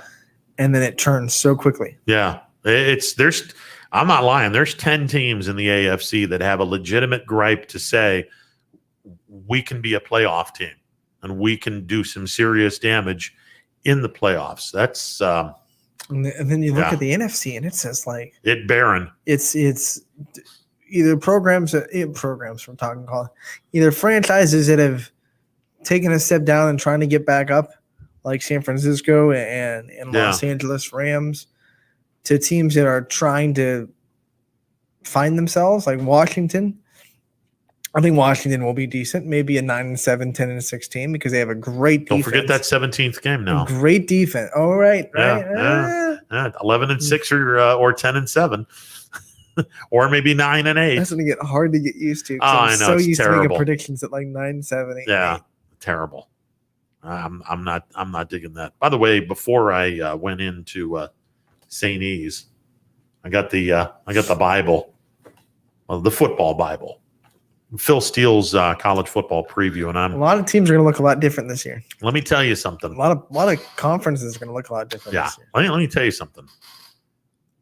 I was of the mind, because on this cover you have Brian Breesy from Clemson, Will Anderson from Alabama, Chris Olave from Ohio State, Spencer Rattler from Oklahoma. Okay, these are the 4 teams that are going into the postseason. Alabama's not a slam dunk for the postseason. I'm going to tell you, I am on record right now, July the 12th, 2021. Texas A&M is going to beat Alabama when that game is in College Station. A&M is absolutely loaded this year. And they're not the only team in that West that's loaded. LSU got some serious stuff coming back. Now, they lost some kids, but LSU has a little Cajun cooking going on in Baton Rouge. They're going to be fun to watch. And Ohio State's not a guarantee to get out of the Big Ten East. A week ago, a kid transferred out of LSU because he was a little problem with the weed. Yeah. And then one of their alums tweeted out, if you smoke, don't go to LSU. And he was like, they blow it way out of proportion. You'll never have a fair shake if you smoke weed. So apparently there's a weed problem in LSU. Yeah, well, there's a lot of problems. There's a lot of problems in the Bayou. Yeah, those people are crazy down there. So even if Texas A&M, I think Alabama would get in with one loss. Because my question is, Texas A&M beats Alabama. Yeah. Can Texas A&M go the rest of the season and not get tripped up by anyone else? Yeah, I don't think anybody goes undefeated in the West this year. I don't know if anyone else can beat Alabama, but other teams might be able to knock off A&M because that standard isn't there yet. Oh, agreed. Alabama has that standard. If they lose, we're not going to lose again. Yeah, agreed. It's like national championship or bust. I just don't see them losing 2 games. Yeah. No, I think I don't think anybody's going to go undefeated in the SEC West. I think A&M will beat Alabama. Alabama won't lose another game. Someone will trip up A&M, and Alabama gets the SEC championship. Well, they don't get in, and if both teams finish with 1 loss, because head-to-head would give it to A&M. But we'll see. Georgia has a straight path, as far as I'm concerned, out of the West. Sorry, this. I know. Georgia's a straight path in the East because South Carolina could be fun to watch, but there's too many holes there. Florida, maybe. Tennessee's too young. Kentucky, they haven't quite figured out how to beat Georgia yet. But the other bombshell for me. Who are Georgia's crossover games this year? That's a good question. I know Georgia's playing Auburn. At least I think they are. Yeah, they're at Auburn, and the other crossover game is Arkansas. That's a pretty good draw for them. Yeah. Yeah, they got to go to Auburn on October the 9th. They have Kentucky at home. The world's largest cocktail party without the cocktails is in Jacksonville again. They go to Rocky Top the 13th. They open up with Clemson in Charlotte on September the 4th. That'll be fun. And South Carolina goes to Between the Hedges on September 18th. So can they both lose? Can Clemson and Georgia both lose that game somehow? It would be if you're in a Euro Cup, what do we do? Field goal kicking to determine who wins this game after an overtime? That was weird. I think Ohio State will probably win the Big Ten East. Probably. But I don't think there's anyone in the Big Ten that can compete with Ohio State. Indiana will give a lot of teams problems in the Big Ten East. Except Ohio State. Like there's this they only lost to Ohio State by 7 points last year. But they made a lot of big mistakes that were just oh my gosh. They did. Ohio State has to play Indiana and Penn State back to back this year. Which one's first? Indiana. Then I think they'll be fine. I don't think Penn State's that team that you sleep on. If they played Penn State and then played Indiana, that would be like the trap game almost. Like we just beat Penn State, now we're going to go and have a little bit. They got to go to Bloomington on the 23rd of October. No, I think. And then it's always the team that you don't expect Ohio State to have trouble with if they have trouble with. Like it's always the Purdue or the. Well, they have Purdue this year, but they're home. So it's always that one team that can I give that one team that could give them some problems right off the get-go? Thursday, September the 2nd at Minnesota. Minnesota's returning 20 of their 22 starters from last year. Row the oars. I don't know. I mean, I think Ohio State gets past them, but and then you look at the rest of the schedule. Oregon at home, that should be a win. That's one of those scheduling that was probably scheduled like 5 years ago. Yeah. Oregon was like good. No one expected Oregon to tank. Yeah. Now Oregon's like a middle of the Pac-12 program. And you're like, oh. Tulsa's at home. Akron is at home. At Rutgers could be interesting because Schiano used to coach Ohio State. Yeah, Rutgers is not. Stop it. Yeah, that's like you saying the Maryland game is going to be interesting. Okay. Well, I mean, Rutgers did keep it to within 22. Oh, well. So I mean, there's that. Maryland at home. They have 2 weeks to prepare for Indiana, which bodes well for Ohio State, even though they got to go to at Indiana. Penn State is home, so they don't have to play them at Happy Valley. At Nebraska, I don't think Nebraska's all. I'm not impressed with Coach Frost. Purdue at home, Michigan State at home, and then they get the yearly game with Michigan in Ann Arbor this year. And I don't think Michigan's ready to beat them. So they'll lose to either Indiana or Penn State. I don't see Ohio State going unbeaten. I just don't. I think like I said, the teams that you don't expect them to give a game are always. So I think the closest games on that schedule are going to be like Minnesota and maybe like Michigan State gives them a close game out of nowhere or something, where they're thinking about the Michigan game or not saying Michigan. No one, I don't think anyone can beat them in that schedule, but I think Ohio State always has trouble with one team that you don't expect them to have trouble with. Yeah, because what was it? 3 years ago, they got their drawers kicked by it was at Purdue 49-20, and then they went undefeated in 2019. But then before Purdue was Iowa, right? 55-24 at Iowa. So I mean, it's on the road. They don't do that in Columbus. They don't crap on themselves like that in Columbus. So remember that year that they almost lost to Illinois in Columbus, though, when they had Juice Williams? Yeah, when they had Juice. Yeah. So the road games. I mean, you've got 5 road games. Assuming Ohio State has trouble with one of these 5 teams, who is it? Minnesota, Rutgers, Indiana, Nebraska, Michigan. They're going to be up for Indiana and Michigan. I'm going to say the closest game out of those are Minnesota. And that's right off the get-go. Right, and that's makes sense because they don't have their big-time quarterback. They got to replace him. If you're going to get someone, you get them early. Yeah. And it makes sense. got reflexes today. Yeah, you get some good reflexes going on here. Yeah, that's not too shabby. So, so Ohio State, they'll win the East, but I think they're going to get challenged. I still think Indiana has a legitimate chance to knock them off this year.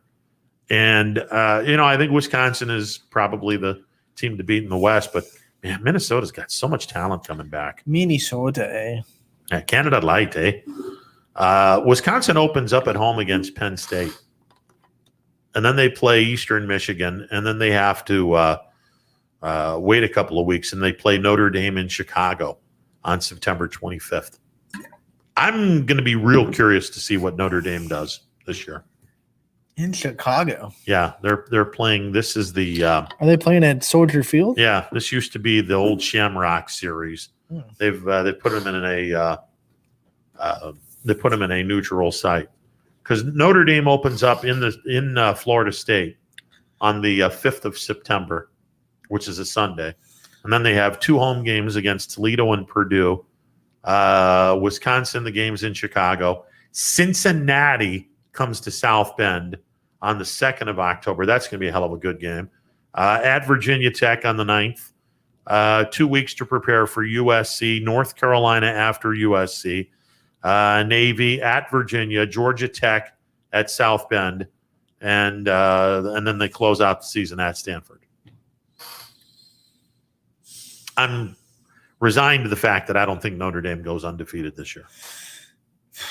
I think they wind up losing 1, maybe 2 games this year. Oh, is one of those games going to be your boys? Do we have Skittles? God, I hope so.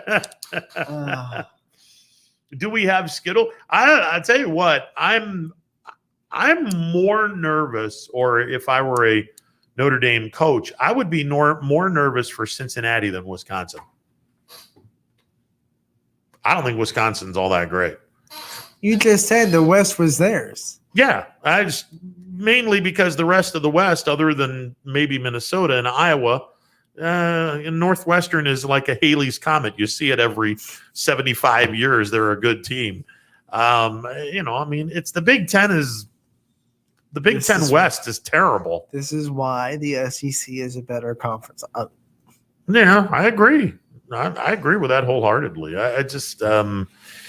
I think that Oklahoma has every right to sit back and go, we're going to run the table on everyone. Yeah, they shouldn't lose to Iowa State, maybe.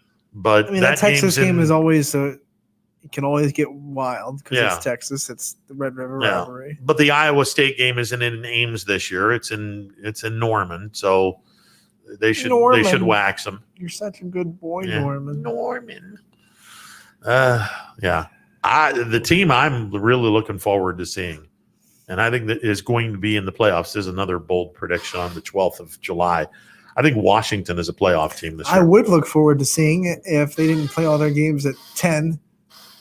No, this guy stay up late anyway. Yeah, but they're out Pac-12, west. Pac-12 after dark. Woo! Yeah, there you go. I think Arizona State is Arizona State's going to be fun to watch, and hopefully Herm Edwards has you come to play the game. Plus, they have the best uniforms in that conference. This is true. I love the burgundy helmets with the pitchfork. Yeah. Oh. Yeah, this is true. I cannot agree with you more on that. Yeah, Arizona State's got some really Adidas nice hooked uniforms. them up with some really nice unis. Yes, they did. In all their sports. Yes. Like you look at their baseball uniforms are slick. Yeah. Their softball uniforms are slick. Yeah, they did a solid to Arizona State. Much better than their old yellow helmets with just the Sun Devil on the side. Yeah, no, that was no. They upped their game in a big way. Speaking of upping your game, we got up our game because we have games on the network tonight. We'll get to that after this timeout. Yeah, I hope for that weather to hold. Well, out. yeah, we have to have the weather hold out. It's a little tiny little thing with Mother Nature. We'll be back working to it out. Yeah, her people are calling our people. Yeah. We're trying to get her on the show. She's kind of She's giving us a brush. Yeah, I think she put up a couple of fronts. Oh, We'll take a timeout and be back after this. Stick around, more to come. No matter what the weather, Be prepared with a reliable, efficient Rude gas furnace or air conditioner from MP Vivo Heating and Air Conditioning. Call your energy efficient expert, MP Vivo, today for a free estimate. Here at MP Vivo, we rely on Rude, and so should you. It's storm season. I think we're under the gun for some heavy storms over the next couple of hours. And Storm Tracker 21 is ready. This is probably the one we're keeping a closer eye on. On air. And locally, we're going to have a lot of eyes on our area. Online. All right, let's talk high-risk futurecast and the timing of this weather. On social media and on our app. Rain will come and go tomorrow. There'll be some dry intervals. Stay ready with Storm Tracker 21. The severe weather threat now through around sunset this evening. Myers Family Insurance knows the importance of a great team. Our team continues to grow to help you with your Medicare and retirement needs. The annual election period is October 15th through December 7th.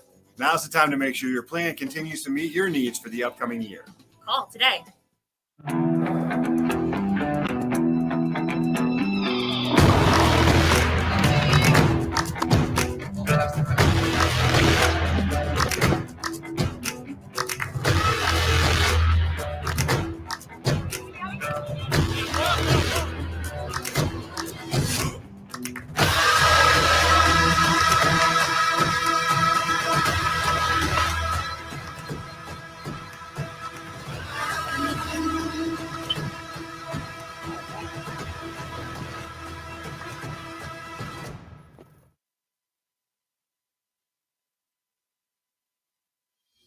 Years ago, Baird Brothers Fine Hardwoods began with 3 siblings, a hand-set sawmill, and a few local orders. And while business has certainly changed over the years, what has not are our principles of hard work, craftsmanship, and commitment to quality. At Baird Brothers, we're proud to put our name on the products we create, from moldings and doors to flooring and lumber. Thank you for 60 great years. We look forward to 60 more. Baird Brothers, for the place you love. Hi everyone, this is DJ Yoakley with Your Sports Network. We appreciate your support of YSN and welcome you to the YSN family. Our broadcast streams are brought to you live at no cost to you by sponsors that are local to this community. Without the vision and generosity of our sponsors and partners, we would not be able to bring this game to you today. So please support the great businesses and leaders that are making this game possible. And if you're a business in need of great advertising and sponsorship opportunities, feel free to head over to our site for more information on the right fit for you. We are local, we are loyal, and we are live. We are YSN. News doesn't stop after the sun goes down. Sometimes you just have to hustle to get it.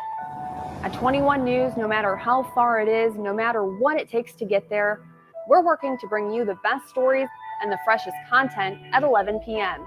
with the context and clarity that makes it worth staying up for, no matter what time it is. 21 News at 11 with me, Aaron Simonek, and Derek Steyer. 21 News at 11, news that's worth your time. WRS Wealth Advisors is the area's premier wealth and retirement specialist. With our combined 70 years experience and comprehensive wealth strategy, we assist our clients attain their goals. Call 330-965-0370 to learn more about our individual and corporate financial planning services, or visit wrswealthadvisors.com. Good luck, athletes. Every customer has a story, whether it's buying a car for the first time, helping them get approved, or finding the perfect car for their budget. I'm proud that people trust me with their story. I'm Tracy, and I'm ready to go the extra mile for you, only at Greenwood Chevrolet. Welcome back as we get set to close up shop on this Monday edition of Running Point. Before we get to the games in question, Shohei Ohtani and Max Scherzer have been named the starting pitchers for the All-Star game. Don't you love that Shohei Ohtani is a pitcher, but he's also going to be on the All-Star game as a position player? This means that the American League will not have a designated hitter. Right. Because Ohtani's pitching. Until Ohtani leaves the game. Yeah, Ohtani's pitching, so hey, he can hit, so we're not going to have a designated hitter. And then once he leaves the game, it's going to be a barrage of pinch hitters for the pitchers because you can't put a DH into a game after you've waived your right for a DH. Sure you can. This is the All-Star game. The rules don't matter. Well, yeah, Rob Manfred's world, that's probably the case. Yeah. As long as it's entertaining, it's all they care about. Because it doesn't matter for anything. Yeah. That's why fan vote is becoming more of a trend because now it's okay because this game doesn't mean anything. I'm all for fan votes. Okay, so what's on the network tonight? Barring, good weather and not Mother Nature doing her darndest to kill people. We have Class B semifinals in 16U. Dura Edge and the Astro Falcons will play games 1 and 2 of their series at 5:30 and 8 on Scene 3. The Creekside Prospects game 2 will be played at Springfield at 6. Not on the network, but it is game 2. They were the only teams that got game 1 in yesterday before the rain hit. So Creekside could win that series, or Prospects could take it to an if necessary game if they upset Creekside in game 2. 18U, we have on Scene 1 the Athletics and the Astro Falcons at 5:30 and 8. And on Scene 2, Dura Edge versus Avalanche on Scene 2 at 5:30 and 8. Okay. All those are game 1. Were they able to finish the NABF World Series for the 14U kids yesterday? Because yes. Yeah. Okay. Yes. All right. I was hoping that they were going to be able to finish that because, man, that's a game changer when the NABF comes to town, and that's going to be the first of 3 times that they'll be coming into town. So that'll be really cool to see the 16U and the 18U NABF World Series getting going. Unfortunately, I can't be a part of any of that stuff. I'm out for the year as far as umpiring goes because I have the